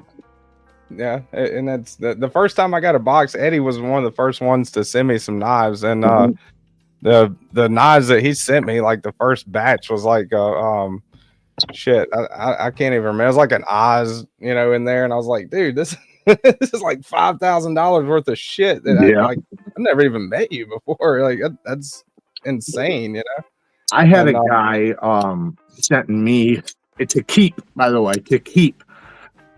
I don't even know, probably over $50,000 in knives. He sent me 20 knives altogether that were Rocksteads, Hinders, Shurogorovs, Chris Reeves, literally all the highest end knives, and was just dumping them on me and saying they're yours. And that was so huge. And he even gave me a Rockstead, a Shurogorov, and a Hinder to give away in giveaways. And 3 people won those. But yeah, man, it was incredible.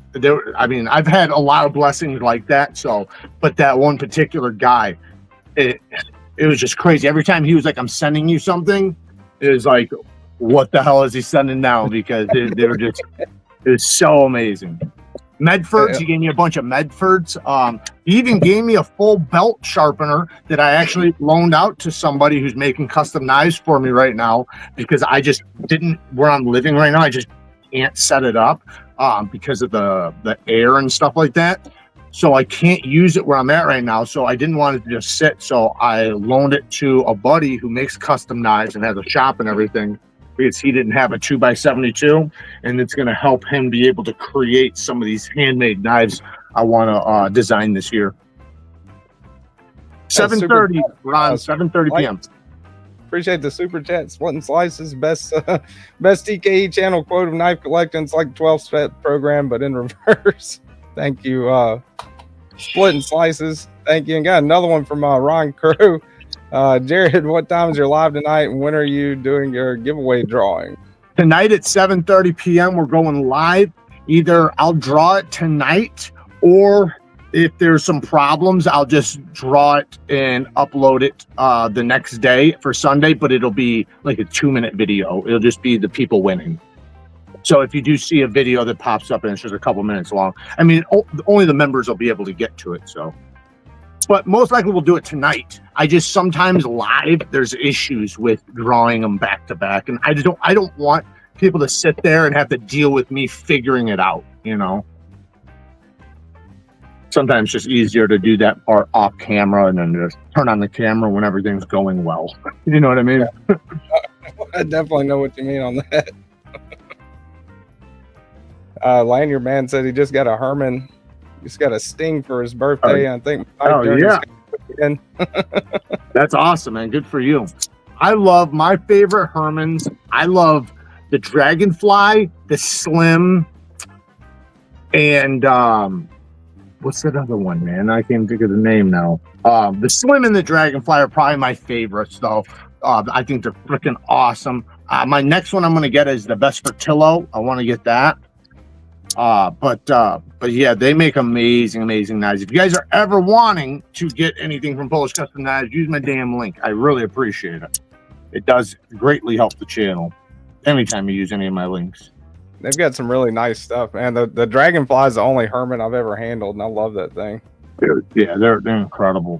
Absolutely incredible. Do you have a Mojave? What was the Mojave? I'm sure I do.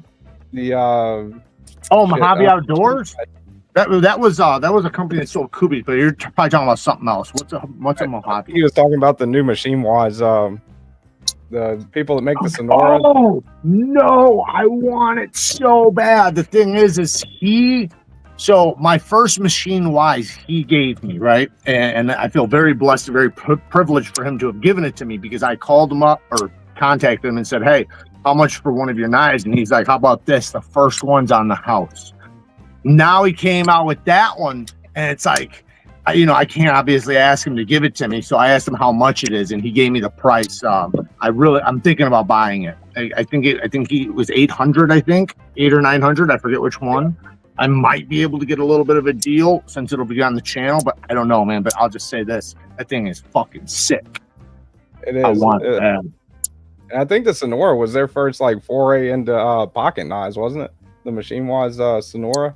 I believe before then they only did like ballast songs, right? Yep.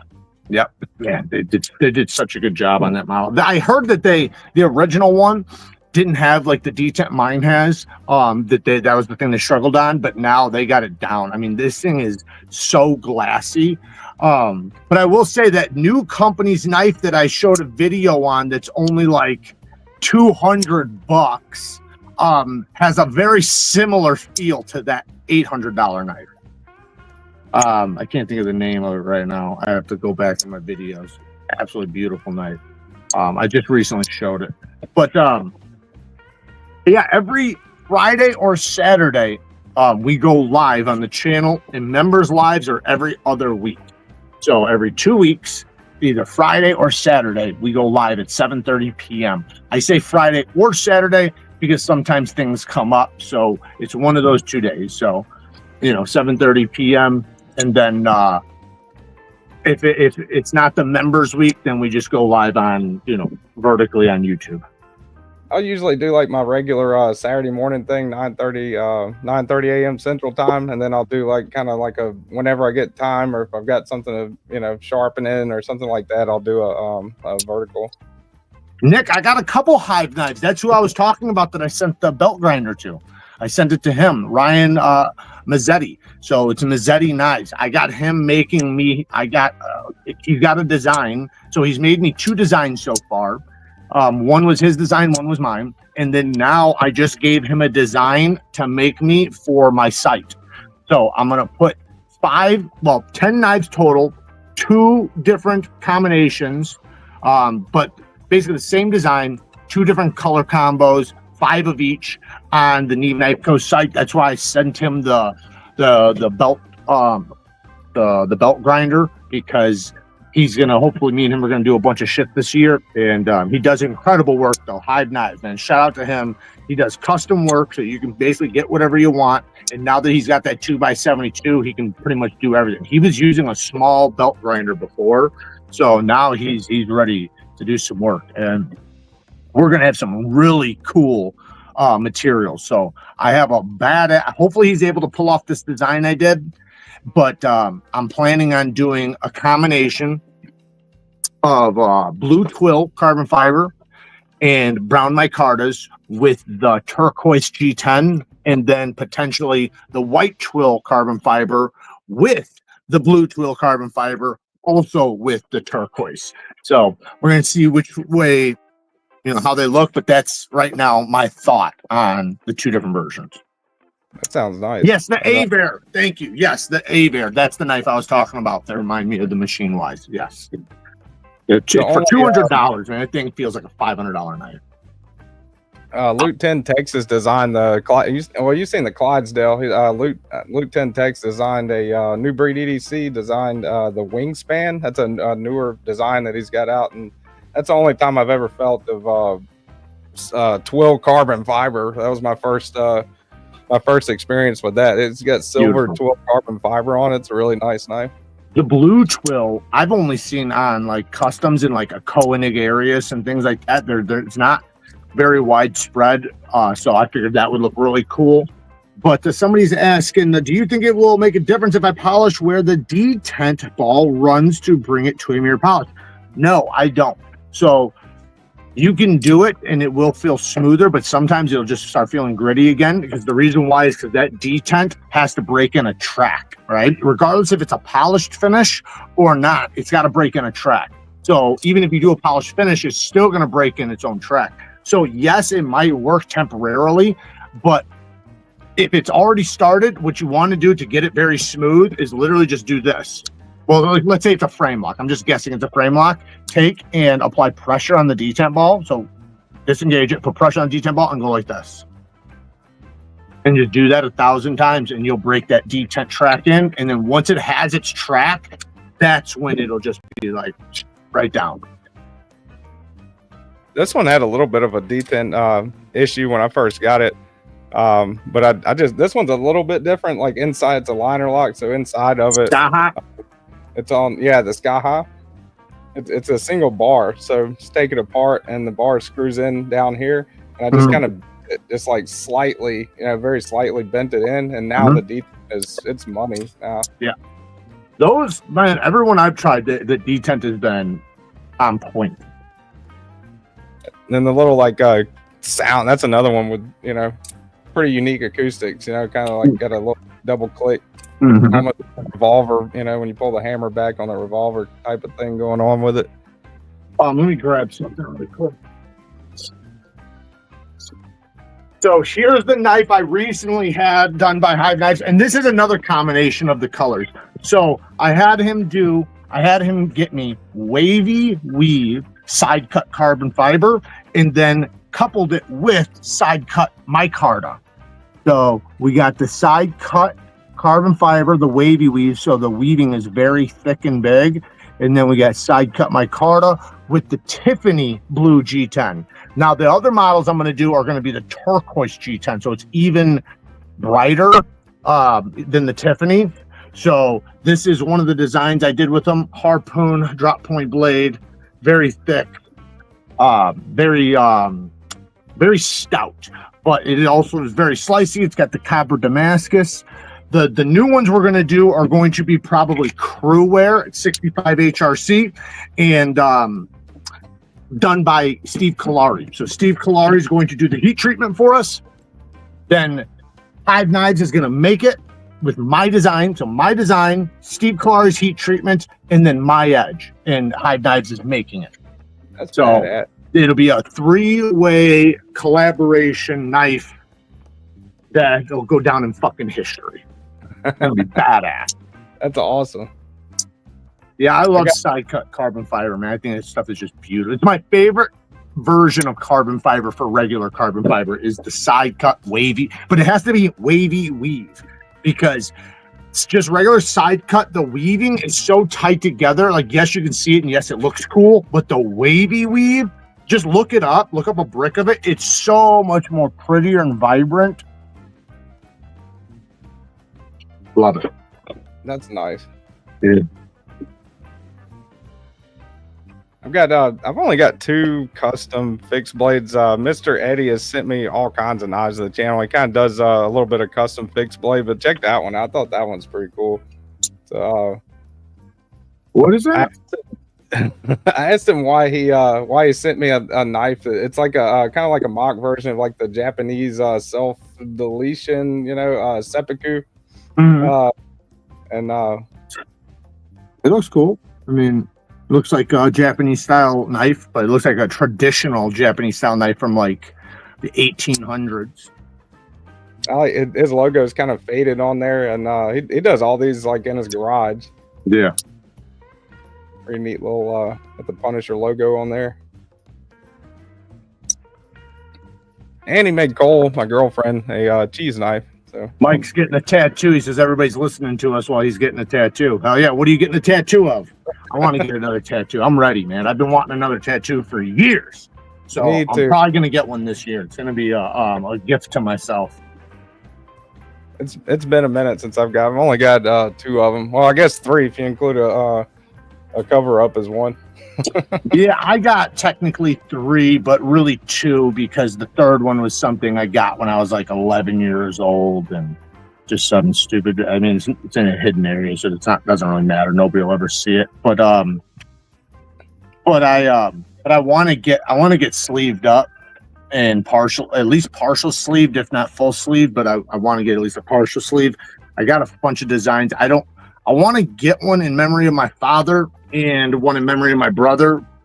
Not sure. I might get one like a collaboration between the two.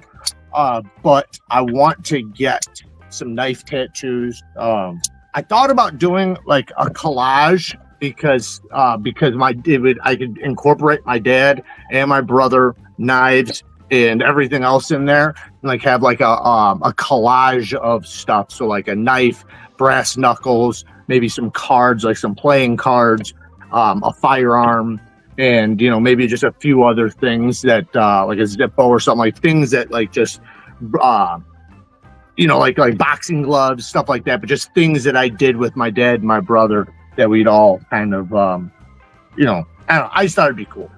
But I'm not sure what I'm going to get, but I want to get something now.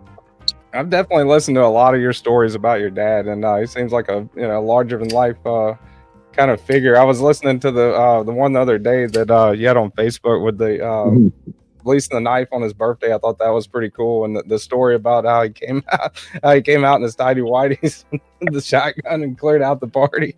Yeah, yeah, awesome. Yeah. He was definitely larger than life, man. He was. If you knew him, which a lot of people knew him, he was very popular in the area I grew up. So a lot of people knew him. A lot of people respected him.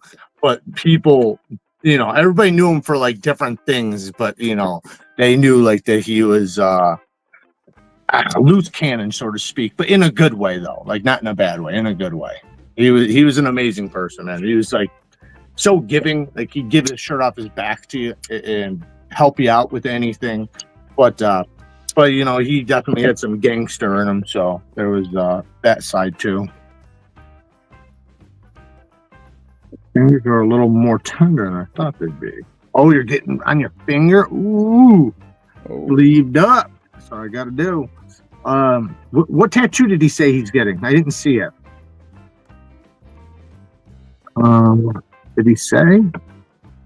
But yeah, finger tattoos, that would suck. Hand tattoos, foot tattoos, finger tattoos, anything that's on bone is going to be shitty. I got ribcage tattoo. The easiest spots on my upper arm. My ribcage tattoo, that was a motherfucker. It was like 3.5, 4 hours, and yeah, it was brutal. But I'd do it again. Any better? Oh. Cole's a little under the weather. She's got some kind of bug or something right now. Going around. Yeah. I did. I got Don't Tread on Me. I got the rattlesnake and Don't Tread on Me on my upper right arm, and I did a gears tattoo with. What tattoo? What tattoo? I'm sorry. Gears.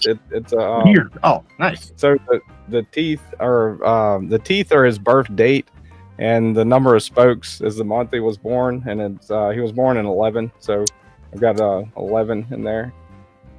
Awesome, that's very cool.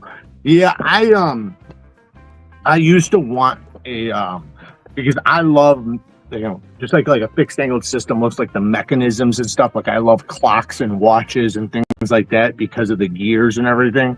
I used to want a tattoo of something like that, but then. So many people wound up getting the watch tattoos with the gears, so like it wound up taking the steam out of it for me. And now I kind of want to just do something more unique, even though it is always so appealing to me when I see it. And I thought about different ways to incorporate it where it would be different, but now I think I'm going to design each one of my tattoos myself and then have them, throw their style into it. I am Well, definitely ready.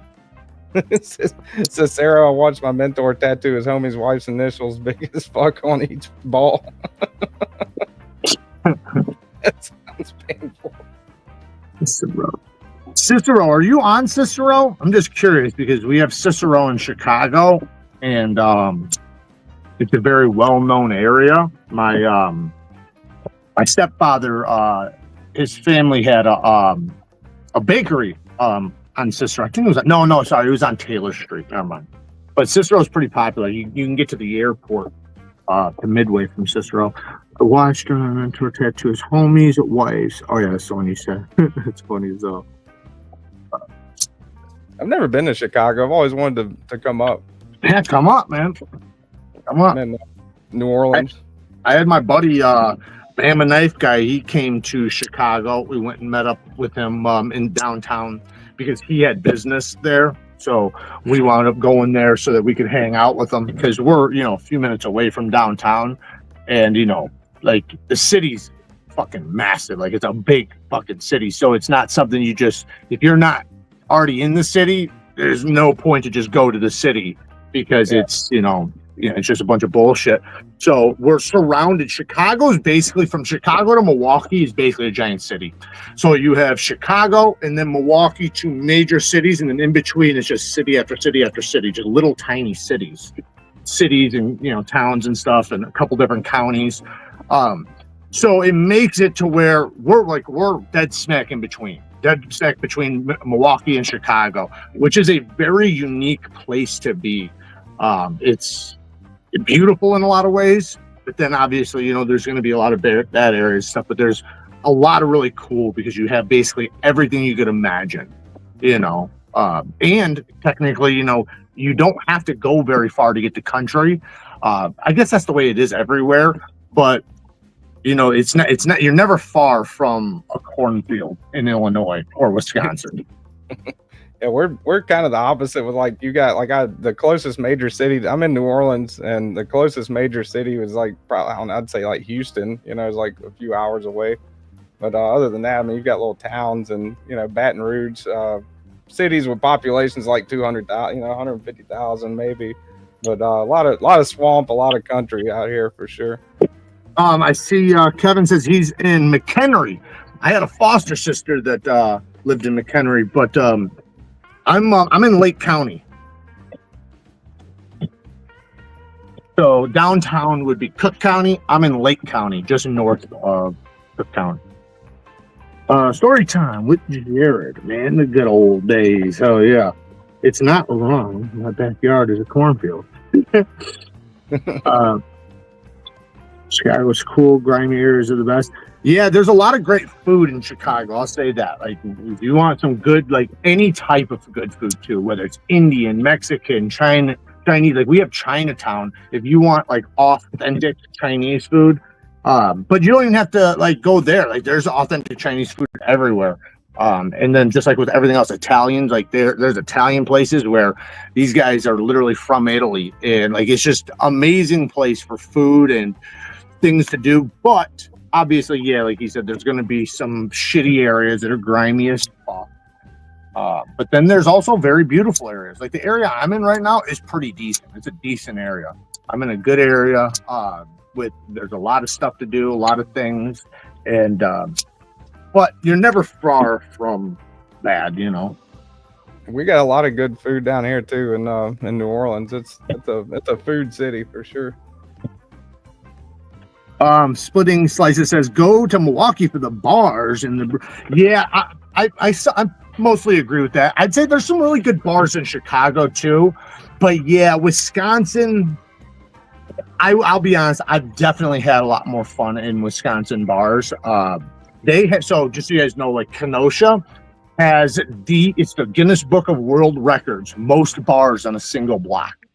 So there's this area in Kenosha where you can just literally go there and go bar hopping and go to every different type of bar you can imagine, from a dive bar to a badass bar to a karaoke bar. It just say on St. Patty's Day, it is packed down there. Lots of good times down there. We got But Mardi Gras. Milwaukee too. Milwaukee's great too. What's that? We got Mardi Gras going on down here right now. Oh yeah, I bet that's crazy. The Super Bowl and Mardi Gras, it's been insane. Yeah. Are you gonna show some lefty love on your eyes? So all my future knife designs have a reversible lefty clip. The reason why I couldn't do it on this was because of this curve. So because of that curve, if I would have put it on this side, I would have had to have sent an extra clip. And then the price would have went up. So in order to preserve the price and all that, I just kept it righty. But now I've designed a very similar clip to this one, because this is like the best milled clip you'll ever use. It's like literally like the smoothest clip. It's like so smooth, like just one-handed, in and out, in and out. It don't tear your pockets up. It's very gentle, even if you have thick jeans, yet it's still very deep carry, or all the way deep carry. So I designed a clip identical to this, but straight. And it can go from either direction. So you can take it and flip it over to this side.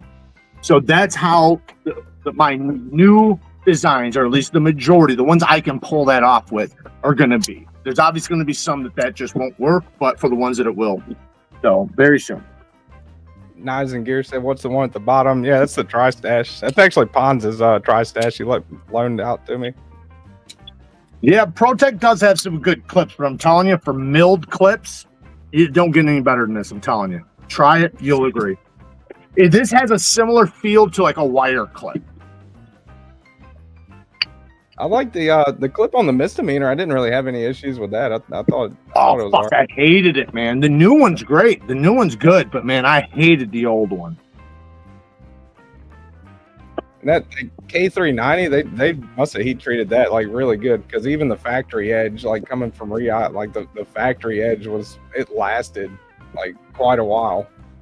Kevin Smith says, I ride, so I go straight to Wisconsin. Awesome rally every year in Milwaukee. Yeah, no, that's another thing. They definitely have, Illinois does too, to some extent, but they have a biker culture there a lot more. Like a lot of things, like even like the snowmobile guys, like you can go snowmobiling here and go bar hopping, you know, up in Wisconsin. Like people do it all the time. Like there's trails that just go from bar to bar. Same thing like with motorcycles, man. There's a lot of motorcycle clubs and stuff. But yeah, definitely a great place for a good time to, if you want, you know, to have fun with people and things like that. Todd Carr said heaviest clip award goes to Cold Steel. A lot of folks hate the clip on the Excalibur. Yeah, I can tell you why. I know why too. It's just because you always want to stay away from, just so people understand how to identify this problem. Anything that's short and milled titanium, stay away from if you're worried about it, because short means no spring. Titanium needs length to have spring. The other thing is just the thickness underneath the clip, like how thick this part is. If it's really thick and short, you're fucked. If they can make it very thin, then it works out. Like the way we made my new clip on the misdemeanor better was we milled a pocket up here on the top of it, on the underside, so you can't see it, but we milled a pocket there and then changed the ramp slightly and changed the tension. So the only way to get a short stumpy one to work well is to take the tension off of it by bending it. I used to hate Spyderco clips, but I kind of, they work well. Yeah, they do. Like every time I got a Spyderco for the longest time, I would just go straight to getting a Lynch clip, you know. But, Nick says, you know, quiet carry 100%, and you know what? I agree with you. Quiet Carry not only has the best wire clips, but also the best titanium mill pocket clips, which is why I stole that design from them. That's where I got my clip. That's how I designed this clip, was based off of them. So just so you know, that's why this is so good. So I give them props, because if not for them, I probably wouldn't have designed the clip I did. I like a good wire clip. I do too. But man, if I can get a milled titanium clip that works just like a wire clip, I'm all in, because wire clips, I love the way they operate. So I love carrying them, but I want a milled clip because they just look cooler, you know? as far as functionality goes, I mean, wire clips are, you know, they just don't, you know, like you said, they don't look as good. Nick says, sorry, go ahead. What? I was going to show you that I modded that one. That's a Spyderco Yojimbo. That's the crew wear one. Yep. And I put the MX. Yeah, I like the Yojimbo, man. It has some of the best action for Spydercos. It really does. It's such a good reverse flick. A trim up on it. Went to call it the Yoshipo. So it took away that. That's cool. Kind of aggressive Warncliffe and turned it into like a almost like a sheep's foot. That's awesome. Yeah, I've modded a bunch of those, man. There's 101 ways to mod the Yojimbos and Yojumbos. A lot of people had, when they first came out, the Yojumbo had it modded into a smaller knife. So basically, because like the Yojimbo to the Yojumbo is a big difference. The Yojumbo is massive, but you can do a couple things to it and actually make it just slightly smaller, and it makes it like such a better knife. Like you can put a finger choil in it, and just a couple other things, like, you know, shorten up the handle just a little bit, and it still works really well.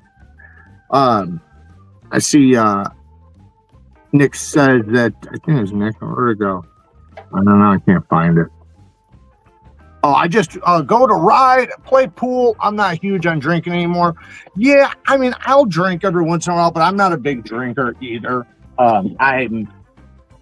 I only enjoy drinking if I do it every once in a while. Like if I'm doing it, you know, constantly, I don't enjoy it. So I get hangovers like a motherfucker now. I never used to, but now, man, it kills me. So I don't like to drink much either. But if I'm going out with some friends, I'll have a few drinks. I will have some drinks, and sometimes I'll even get drunk. But like I said, it's very far and in between. I try to make it. You know. I'm 36, and I definitely feel it catching. You know, it's a lot different from when I was in my 20s. That's for damn sure. Yeah, I never had issues with hangovers. But then again, another thing, though, is that when I was younger, if I drank the night before, I'd fucking sleep half the day. Now, if I drink the night before, I still get up at the same time. So yeah, you got to get up and power through it. Yeah, get up like, what the fuck was I thinking last night? So that's probably why. If I just slept it off a couple more hours, I'd probably be all right. Fucking Vegas bombs were a bad idea. Really getting into reverse contour, sheep's foots, and Warncliffs. It seems like that's what draws me in the most. Yeah, I think we all have like this evolution we go through where it's like we're into this, then we're into this, and then we're into this. I love Warncliffs. I think Warncliffs are some of the better blade shapes for EDC, especially if it's done a certain way. What I'm not a huge fan of, and it's not that I don't like them, because I do. I have tons of knives that have this blade shape, so don't take it wrong. But I am not always the fan of one that rounds near the tip where it's not pokey at all. I like the thought of being able to poke something if I need to, effectively, even though all knives will poke, but you know what I mean. So I like the tip to kind of be elongated just a little bit, but I'm designing a harpoon Warncliffe. It's going to be sick nasty. That sounds awesome. Yeah, it's definitely. I actually designed. So I did a hybrid between a harpoon and a bayonet. That's sick. I can't wait to do that design. I'm in the middle of perfecting it, because my goal with designing knives was to first start off with a couple designs that I really love, but were not my favorite designs of the designs I want to do. And the only reason why I'm saying that is because I didn't want to do the same knife 3 or 4 times. I wanted to jump in and learn the ropes around designing and having OEM work done. And there is a learning curve, right? So now that I've gotten past that learning curve and I know how to deal with the companies and know how to communicate and design and this and that, now I'm ready to design the ones that like I'm gonna go balls deep into. I can definitely see, like, in the misdemeanor. I mean, it's got all kinds of aspects of you know, from the hollow grind to the K390 on the steel. Yep. You know, like everything. You know, and for a first knife design, that's pretty badass for a first knife. Yeah, no, I agree. Even the offender, man, I freaking love them. I absolutely love them. But neither one of the two were mass appealing. So meaning like where every single Joe on the street is gonna like it. That's not the way it was. Which I don't think most knives should be that, because then it gets boring. But there is certain blade shapes like spear points, drop points that appeal, Warncliffs, that appeal to the masses. So I have some designs coming with those aspects very, very soon. Yeah, I'm kind of find like the more weird a knife is, the more I'm into it. You know, some of my favorite, not like probably my nicest, I guess you could say, knife that I've got right now is the Norseman. I mean, that's like the, you know, I'm kind of at that point, and then a lot of people hate the Norseman. It's like a polarizing kind of, you know. I love it. Yeah, no, I agree. I like different too. I like different. I like unique. As long as it's useful. Like what I don't like is unique and not useful. But that's why, you know, just like the Norseman, that's why I love the Offender, because this is so useful. And like when you start using this, you don't even like to go to another knife, because this recurve tip makes it where you can just like, you can go around boxes and go to slicing things so easily. It's just amazing. But it has some flair to it, which I love. I love something that has an aggressive or a unique look. You still got, there's still one version available right now of the Offender on your website, I think, right? Well, it's the same version. So what we do is we sold them all. One version is what anybody who buys one is going to get this. Well, this is the prototype, but just like this one with the same color hardware. But you can pre-order the other colored hardware. So if you wanted to get, because we had problems with the hardware, so we had to get them redone, remade. Otherwise, we were going to sell it with the knife, but as extra hardware. So if you want to get the sharp popping colors, then you just pre-order the hardware for a penny, and then when it comes in stock, you just pay for it, which shouldn't be very long at all. But then you have an extra set of hardware, plus the hardware that came on the knife, and then the new hardware is going to be slightly different, where it won't have the logo and things like that on it. This guy from Free Tiger is kind of cool. It's very affordable. I think it's like $30 or something, maybe 30 bucks. Free Tiger. It's got the Ultim scale. So if you're trying to get into Ultim affordably, this, like I said, this is very, very cheap. I just did a video on it the other day. Very smooth, good action, and it's got blue and orange hardware, which is pretty unique with the black. And you can see how the liners are. It's kind of unique how they did that. The only Ultim I've got is the I've got the slicer variant of the 80-20.5. Yeah. Also, I have like the brown Ultim or whatever. I got one of those in that. I'm not. Yeah. It depends, but I like some Ultim and I don't like others. This one I think is kind of cool just because of the color combo. But typically, like, I'm not somebody who's like, if I have 3 choices, I'm typically not going to pick the Ultim choice. Typically. Yeah, I'm not really too big on Ultim either. This one kind of reminded me of like the red Coca-Cola plastic cups that come and you get it like Pizza Hut. Mm-hmm. Well, there are some that have really cool machining and they feel cool and they look cool, but it depends on the color combo. Like I love if you do black liners, black hardware, and then Ultim with a black blade, that looks cool. But it has to have the right color combo. Has anyone ever put a glass ball in the Manix 2?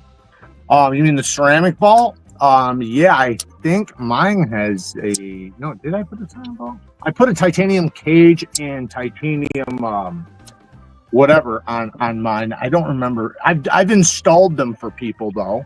So yeah, there not much changes, to be honest. Ceramic is just very, very, very hard, so it's very durable and very strong. Like you'd be surprised how much pressure it can take. It's an obscene amount of pressure, and it's also much smoother. And It has better self-lubricating properties, but that's not really something affecting the action on it too much, so it doesn't really change it too much. Maybe a little bit smoother, but not much. The Mannix was one that kind of surprised me. I thought it would be a nightmare to kind of disassemble, and it wasn't too bad, you know. No, if you watch Metal Complex's video, he does a great video on it. Mick says that the Flytanium glass ball. Okay, I haven't seen the glass ball. When you said glass, I thought of ceramic because I know they've had those for a while. I don't know. I wouldn't know if I'd trust a glass ball.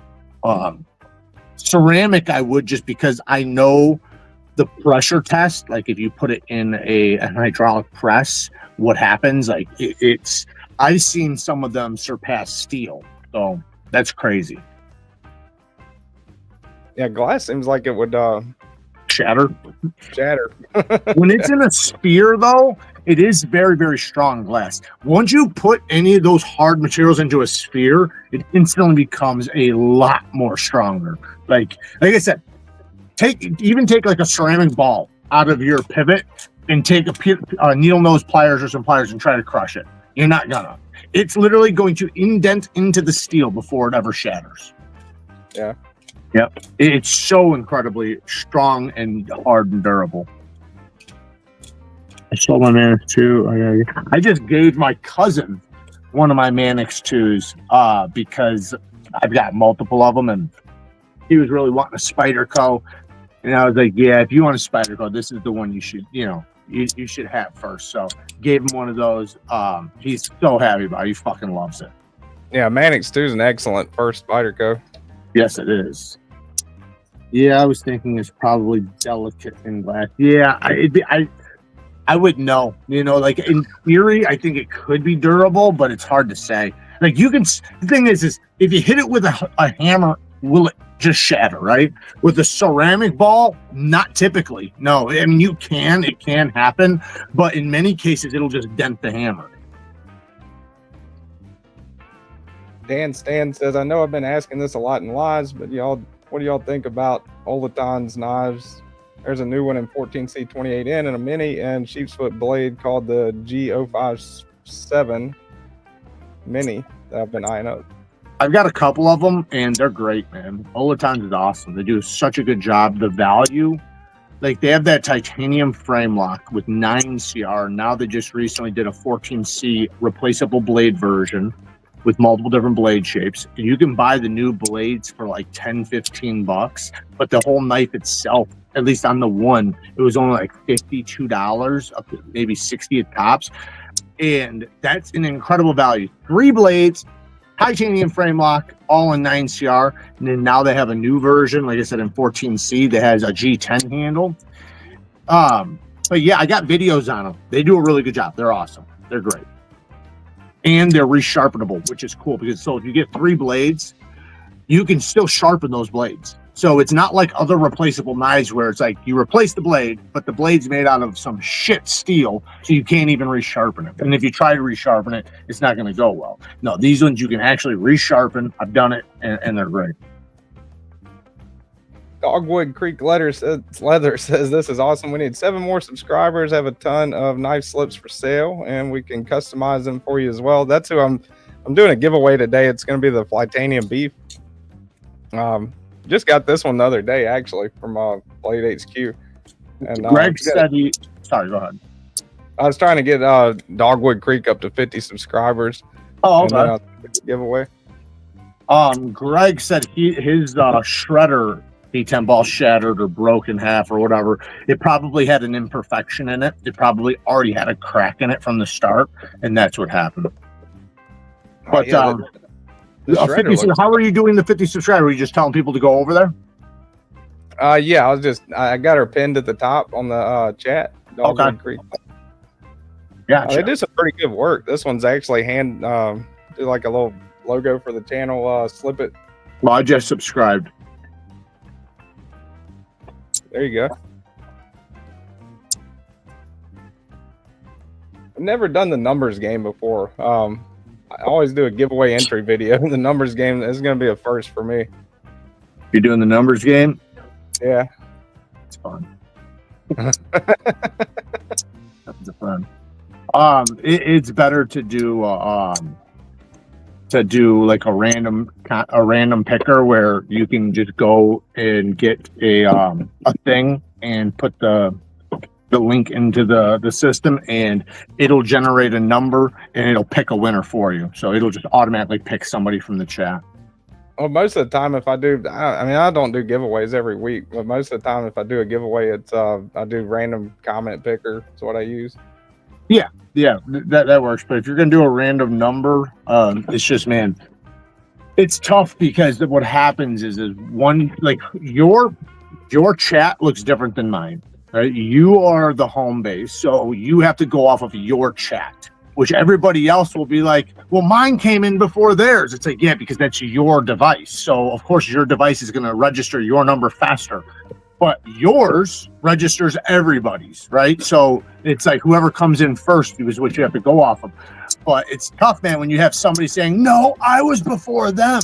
And they'll send you screenshots and be pissed off and think you ripped them off. And you're like, listen, man, it's like I have to go off of my screen, not yours, because otherwise everybody's is different. Yeah, rigged. Make sure you say it too, because that will be like instantly you'll see 3 or 4 different people all saying that somebody else's was first. Like they'll literally say like Steve's was first, and you're like, no, I'm looking at it, and Scott's was first, and there'll be 5 people, no, Steve was first, I can see it. So yeah, make sure you're on live chat too. That's another thing. I was actually thinking about doing like a separate video or something for the giveaway. Yeah, whatever you want to do. I could throw something in if you wind up doing one during the live or whenever. No knife fight. Sure, I got something here we could do.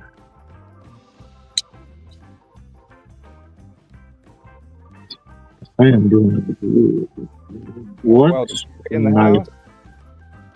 That's what knife fights are for.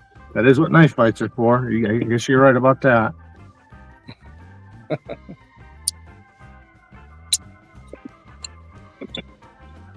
All right, shit. I'll write a random number down and we'll do it. Let's just do it. Let me grab something. Give me a second. That's watching.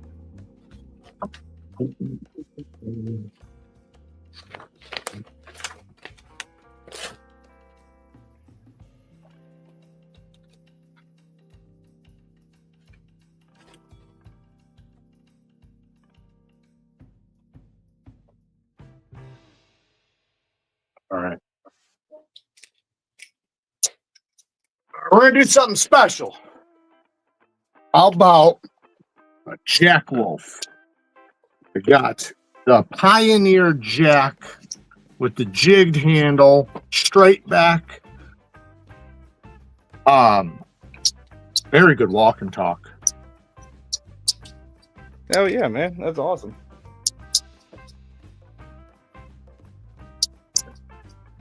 And then it's got all the stuff in it. There is a little something on the pocket hank. I don't know. It's just like a colored. I don't know. I didn't do it, so it's been in the box. It's brand new. So we got the Pioneer Jack. I think it's DLC, but it might not be DLC, but it is titanium jigged pattern. And you got everything inside there. Whoever wins. Dr. Drew said bonus Jared Stain. Bonus Jared Stain, yeah, exactly. And I will have to charge you for that part. So. What's up, Ped Harrison? So I got random number wrote down. We'll do, let's see how many people we got. 73, 72, 73 in here. Closest without going over 0 to 200.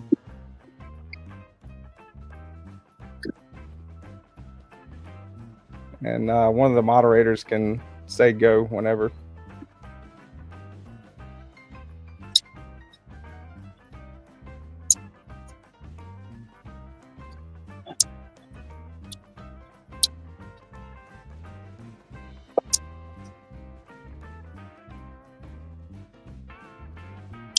Did the moderator say go?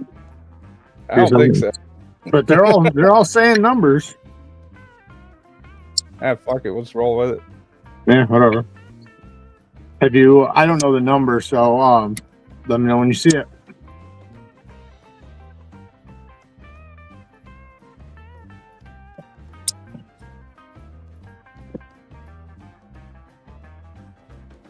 Well, between 0 and 200. That's the range. 0 and 200. Pick a number between 0 and 200. And you said without going over? Without going over. Yeah, so Without the closest. so whoever's closest under.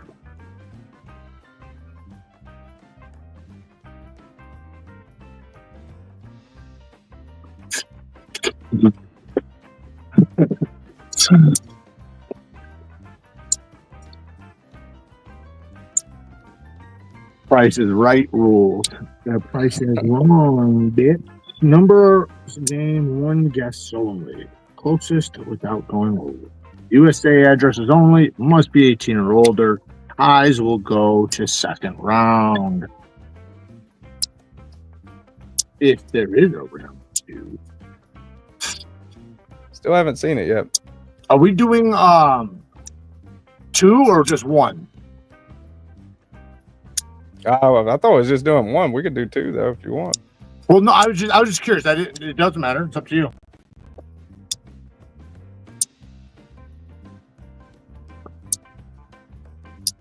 Let's do 2. So the first one will be for the Flytanium beef. The second one will be for the Jack Wolf. There you go. Well, I guess since it's only a bead, you should probably put it together, right? Let me make sure. I wonder if this thing will even take a bead. What kind of bead is it? It's I know it's titanium. What color is it? I don't think these have lanyard holes in them. No.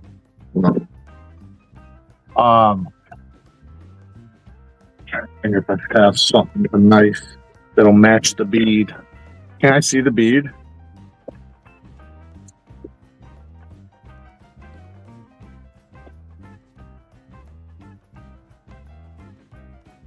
All right, that's it. Looks like Texas Rascal got it. Oh shit! Texas Rascal got it. 88. 88. 88.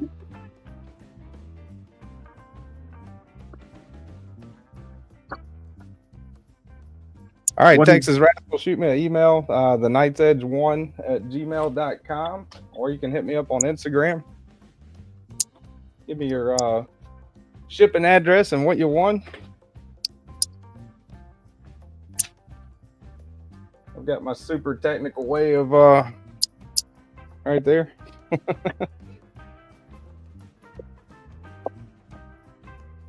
The Knight's Edge, the #1@gmail.com.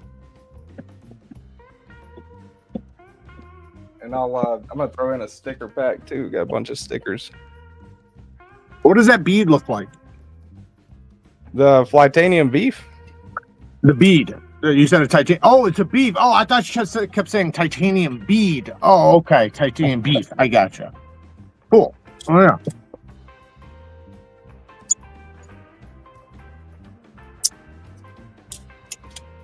I saw this on BladeHQ. I was like, damn, I didn't even know Flytanium made another knife. So. Yeah, I want to get some more of those, man. I need to reach out to BladeHQ and get some.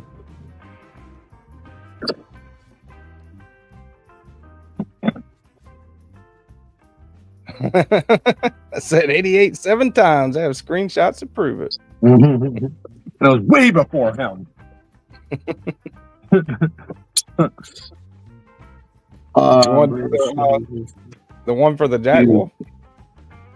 Uh-oh. You guessed many times with the 2 bones from Ninja. Illuminati Ninja. Appreciate that, Blue. A little bit of shipping money. I think Neeves is lost. Why would I be lost? Man, I wish I could go to Blade Show, Texas. That's going to be a hell of a time. Oh, you're not coming? No. Maybe next year might be in a spot where I can go to like a Blade Show or something. Yes, that's Kara in the chat, guys. Obviously, my hands are here. Yeah, man, Texas is fun. Texas is a lot of fun. Good time. Josh said Neeves on live. There's I got family there. Tactile Knife Co's there, not too far away, right in Dallas. I'm not sure. I thought about looking for other channels that are in that area and seeing if I can't team up with them while I'm there, maybe do some content. You know, the guys that possibly wouldn't be at Texas Blade Show, maybe because they're maybe not in the knife community, because I think it's cool to mix communities together. I think it's a good idea. So I'm not sure if I'll find any, but otherwise I'll just find some at Blade Show. Do a little content with them.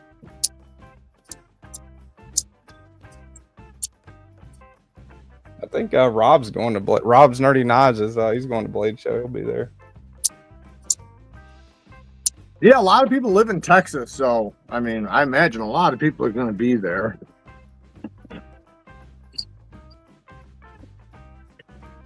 Give it grab. Sharpening system.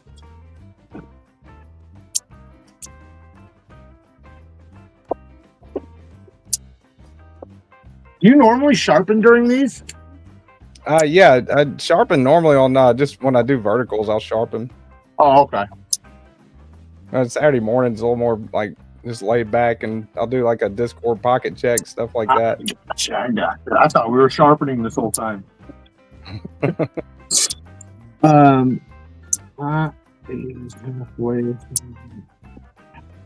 I'll bring a fun knife for you to review if you want, Jared. Just let me know what you want. I got a few you haven't seen yet. Yeah, just surprise me. I'll check it out. I'm not sure if I'm going to have anybody to follow me around with a camera. I potentially will have my partner Chase or my other buddy Matt, who's helping me out with management and shit. He might be able to do it. One of them might be able to do it. I'm not positive, but otherwise it's difficult for me to run around and film. So we'll see how it goes, but I plan on filming either way, even if I'm filming alone. It's just, you know, not going to be as big, like not as much. Like I'm not going to film the whole place because I'd rather shoot the shit and talk to people and hang out and stuff. But if somebody else is there recording me, then it works out. Atlanta's usually, or Atlanta's a lot bigger, isn't it? Yeah. Oh yeah, a lot bigger. Yeah, for sure. SHOT Show's the biggest. Blade Show's the biggest knife show, and then Texas is about half the size of Blade Show Atlanta.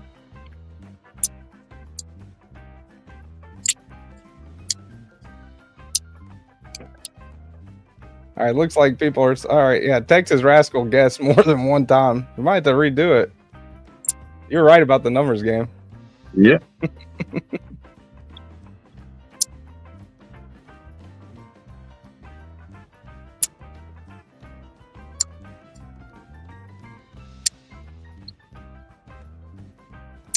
Yeah, no, can't do that. No more than one guess. So let's redo it. How about this? We'll redo it for both knives. You want to do that? Yeah, sure. Whatever you want to do. Let's see. Let me.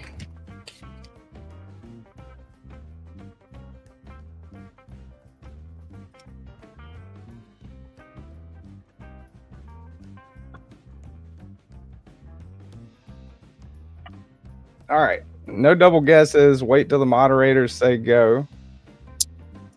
And same rules. 0 to 200. Nobody under the age of 18 in the continental U.S. And no double guesses. So whenever one of the moderators give the green light, start the guesses and we'll go. And there's the green light. What's that? Yeah, but he's got moderators watching.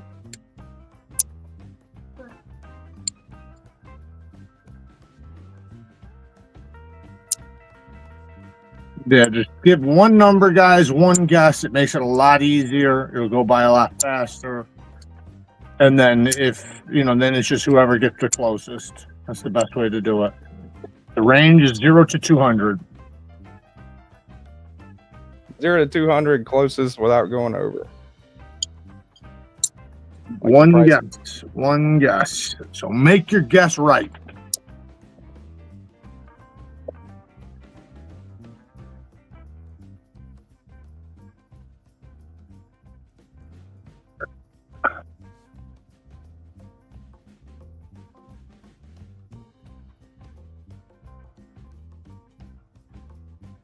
Daddy needs a new knife. 2 new knives. 2. So let's give it about, I don't know, 10 more seconds. And one of the moderators at the stop. And I'll go through them. Addicted says rigged.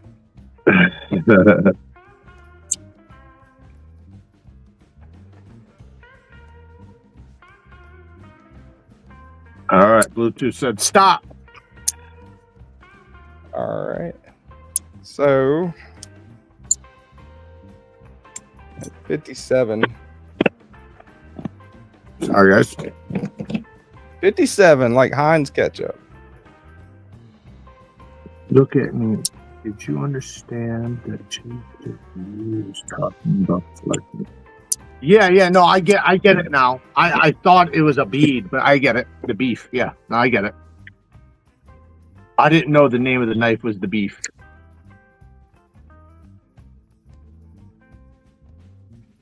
DogCreekLeather's got 54. Cicero's got 55. Ooh.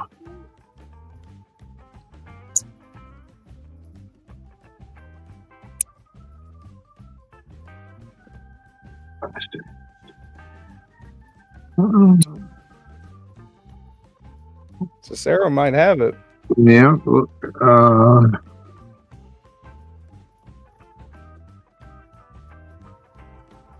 So far it appears so. Got a 55. 55 is Cicero, but that's probably after Sarah.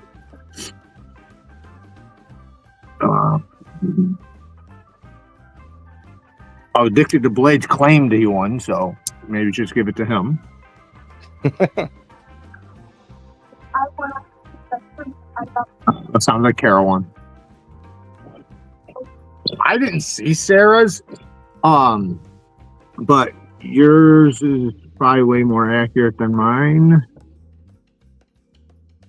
I see Cicero's first, but like I said, that's me. So for 55, for the number 55, which is close to 57. But yours is, what does it say on your end? It says somebody was before Cicero.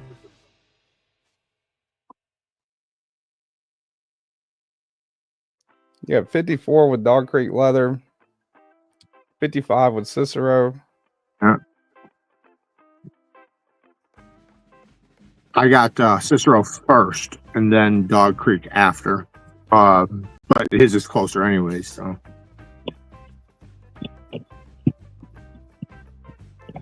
Yeah, that's what I see. I mean, I don't know about your end.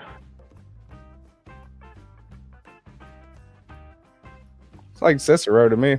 Yeah. Cicero, congratulations. You never answered me if you were on Cicero in Chicago or not, but we'll forget about that. Just send me your address.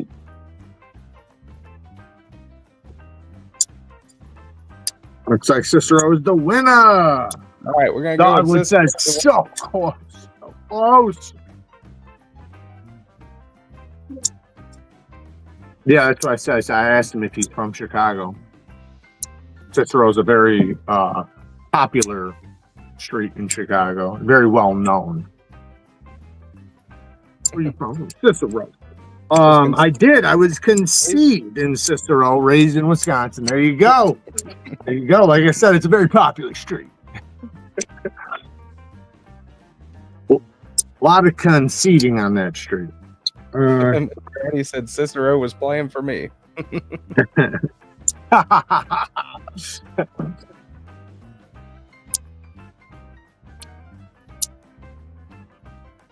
That town.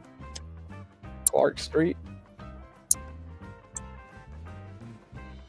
They talk about it on Chicago PD. Yeah, they probably talk about a lot of different stuff on Chicago PD. I know the show Power has a ton of real spots in Chicago on there, which is pretty cool. Well, obviously because it's filmed in Chicago, but I just mean like because it's filmed and in Chicago. Because some of the stuff is supposed to be like in New York and stuff, but a big majority of it's in Chicago. Good show. The guy I did that video with showing his knife collection is on that show. He's one of the main characters in the new version. Is Niles close to there? Laid Off Beat says I'm from Niles. Yeah. It's not that far, but not like super close to me. I think it's out west. More than an hour, Caravan. In Skokie. Yeah, Skokie, yeah. Can you do a guest in Vertical Lives? Yeah. I just did one the other day. Would you like to come on, or me come on yours, or whatever, and another time do like a sharpening Yeah, type of thing? absolutely. Fuck yeah. Yeah, I love that. Tonight I'm gonna go live with the members to do a sharpening. I don't know if I said recently that I wanted to start bringing people on for sharpening, whether it was public or for members. Like if one of the members wanted to come on and do a live sharpening, because some of them are learning, or possibly go public. And if we go public, then what's cool about it is that if somebody's learning sharpening, it makes it really good for the people watching, because they're going to have the same questions and same problems. So it'd be a good idea to have a beginner on one of those ones. But yeah, I'm always down for a live sharpening. What? I said there was 2 giveaways. No, we put them both because we did the one giveaway and it got messed up. So we just put them both in one. So it's only one giveaway, 2 knives. Family name is We. Knife sharpening biz is called We Sharp. That's a good name. We Sharp. Neeves Knives needs to check out some of them edges. Addicted to blades. I'll send you a sticker pack. I gotta send you some stuff anyway, dude. Yeah, just saying, I got 59 subs. Woohoo! Oh yeah, good for you.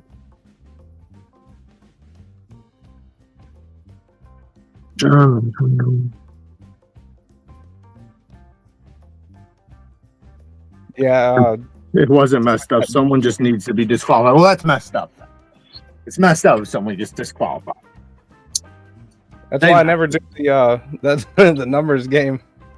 Yeah, it's so much more difficult. It's way easier to have an actual thing to it. Yeah, usually just use comment picker.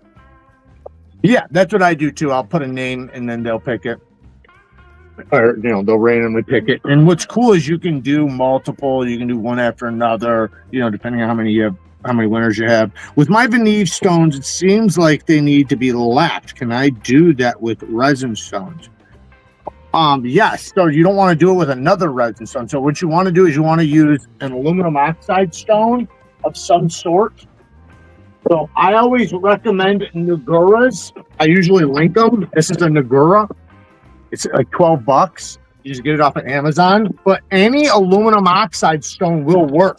So if you just have like a cheap aluminum oxide stone of some kind, any one of these will work just fine. It just cannot be diamond. Diamond or ceramic. It shouldn't be either one of those. So if you have one of these of some kind, like say a whetstone or something, you can use it. And you just take your Neeves or your resin bonded stone and just scrub it. But this is really cool because it's small and compact. And what you can do is you can take your stone or your bonded stone and after like say 3 or 4 sharpenings, you just go like this, give it a nice rub, and then it'll bring the diamonds out and keep it flat so that you don't have to flatten it. But like if you do that, you might not ever have to flatten it with a silicon carbide powder, but if it starts to dish, you will have to, because it'll just go 10 times faster than using this. But if you're keeping up with it with a conditioning stone, you rarely have to use silicon carbide powder to flatten it. Or use whatever, some sort of stone, or silicon carbide powder is the fastest. You'll make your stone back to brand new again, but that conditioning stone will bring out the diamonds. But yes, silicon carbide powder, it's so fast, you can like literally just scrub it for like 30 seconds and it'll make the stone brand new again.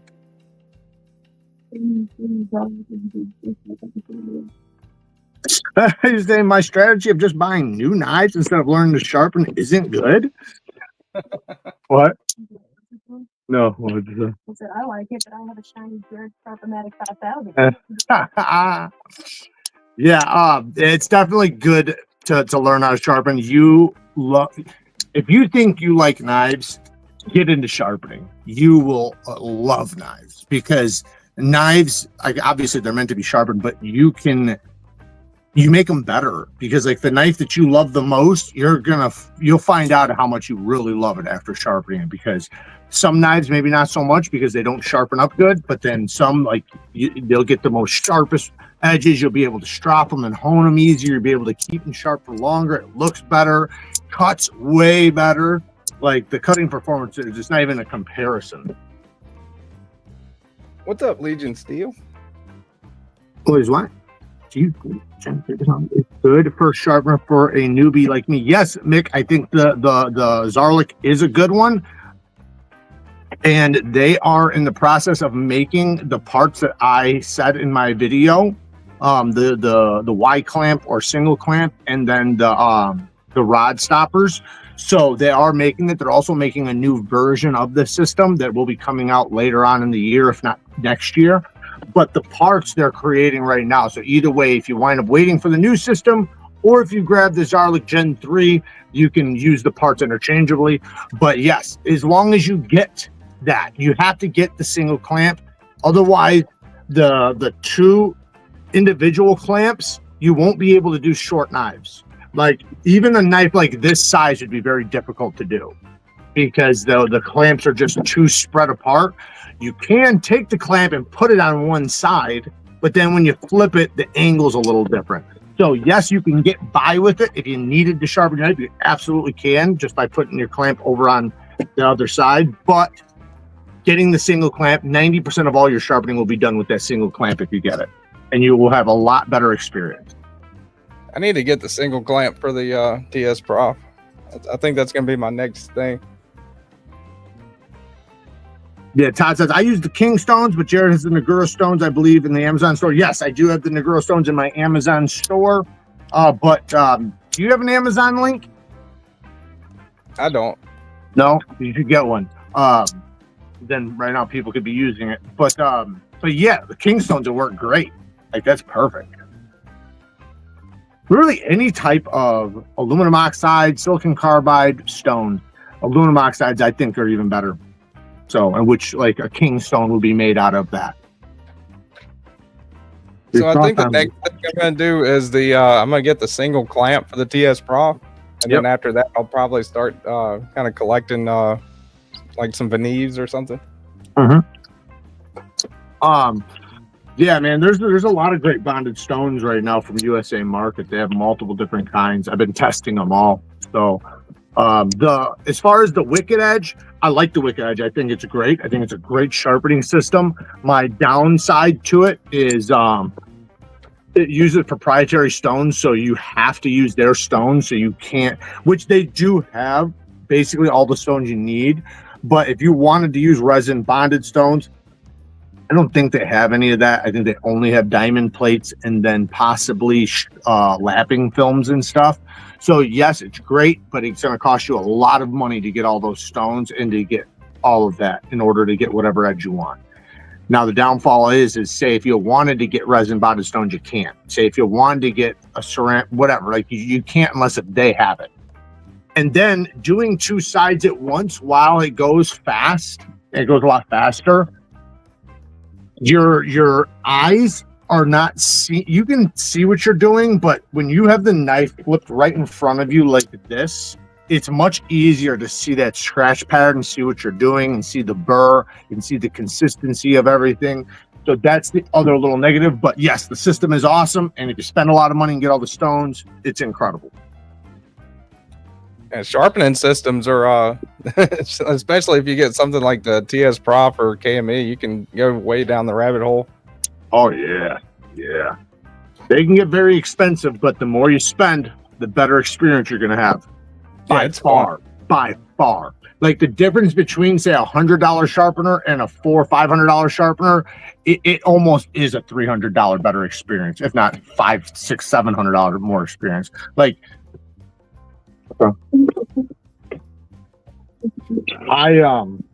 I totally prefer. Obviously, you know, if you have it, you're gonna prefer it. What sucks is when you have to spend the money on it. I get that, but man, I'm telling you, the frustrations you'll go through with some of the other systems, with like the clamp not working right, it not holding the knife, the rod pulling out, or the stones not sitting properly, or it not holding the stones right, or just one thing after another. It rocks, it flexes, this, that. All those issues like are gonna be very prominent on in a very affordable system. But the more you spend, the more things you're gonna get rid of. So if you spend a lot, you get rid of all that. Then your sharpening experience is like way better, because instead of you having to worry about flex, right? And then now your bevel doesn't come out as good. Instead of you worrying about your clamp shifting, right? And now your angle's off. Instead of you worrying about that, you don't have to worry about none of it. You can just go to town and know your edge is coming out fucking beautiful. That's like I said, you can still get. Sorry, go ahead. I was just saying that's why I went with the TS Prof. I mean, I love the KME, but the KME, the two things with the KME for me was it didn't. I couldn't sharpen like something like a kitchen knife, right, on the KME. Yep. And then also the rock, you know, so the TS Prof's like a much more, you know, solid. It's the best. TS Profs is the best. I'll be honest, I do have a couple systems right now that are definitely competing. Like here, I'll show you one really quick. I just got this guy. See this case? Look at this bitch. Look at that base. That guy's competing with the TS Prof for sure. And it has this hook right here for you to hold the rod, so you know it doesn't flop around. The whole thing is just really badass. But yes, the TS Profs, as far as right now, before I've like seriously tested this thing, I think they are the best. And they offer the most attachments. They offer the most everything. So if you want something where it's buy once, cry once, well, it's not technically buy once. So just so you know, the K03 right now has a thing where you can get a bunch of attachments plus resin bonded stones plus like it's like a ton of stuff for $1,600. And I think it's worth it because you have like the scissor attachments, you have the resin bonded stones. The resin bonded stones by themselves are $500. So with all of that said, like it's like a buy once, cry once type of thing. Now, what you could do is get the K03 Hunter for $800, then go and spend a few $100s on bonded stones or buy whatever stones you want on the market, but get the single clamp. And if you get the single clamp, you'll be in business. You'll basically have everything you need right there. The one thing that's really cool is they have now, and this also comes with that $1,600 one. You got the clamps that are toolless. So you never have to worry about stripping out the screw or using a driver. You literally just flip this, turn it with your hand, and then when you're ready, clamp it down. And they awesome. They're expensive, but they are very good. But the single clamp, I'm hoping they make a single clamp just like this.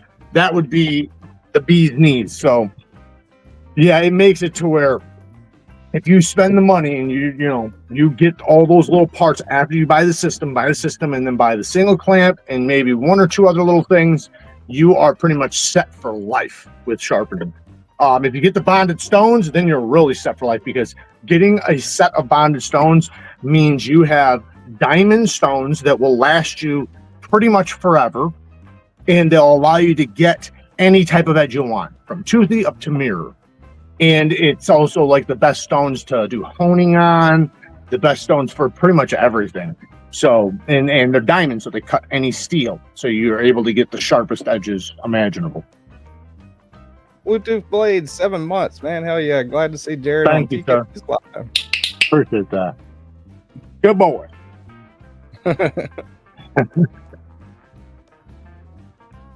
Well, Jared, I think that's about it, man. I'm about to get out of here, I guess. Take it easy, man. I appreciate you having me. And shout out to all you guys. Congratulations to the winner.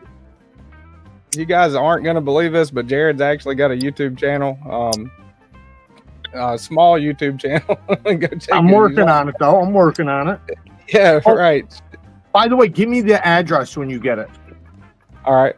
I'll do that for sure. And congratulations again to the winner and to DogCreekLeather for getting over the 50 hump there. Awesome live. See you tonight, Neeves. I'll be there too, man. Lanyard, the K03, the TS Prof K03. If you're going to have a service, that's the system you must get. All right, guys. Thank you guys for having me. Peace out. All right. See you later. Later. Later, guys. Thanks for coming.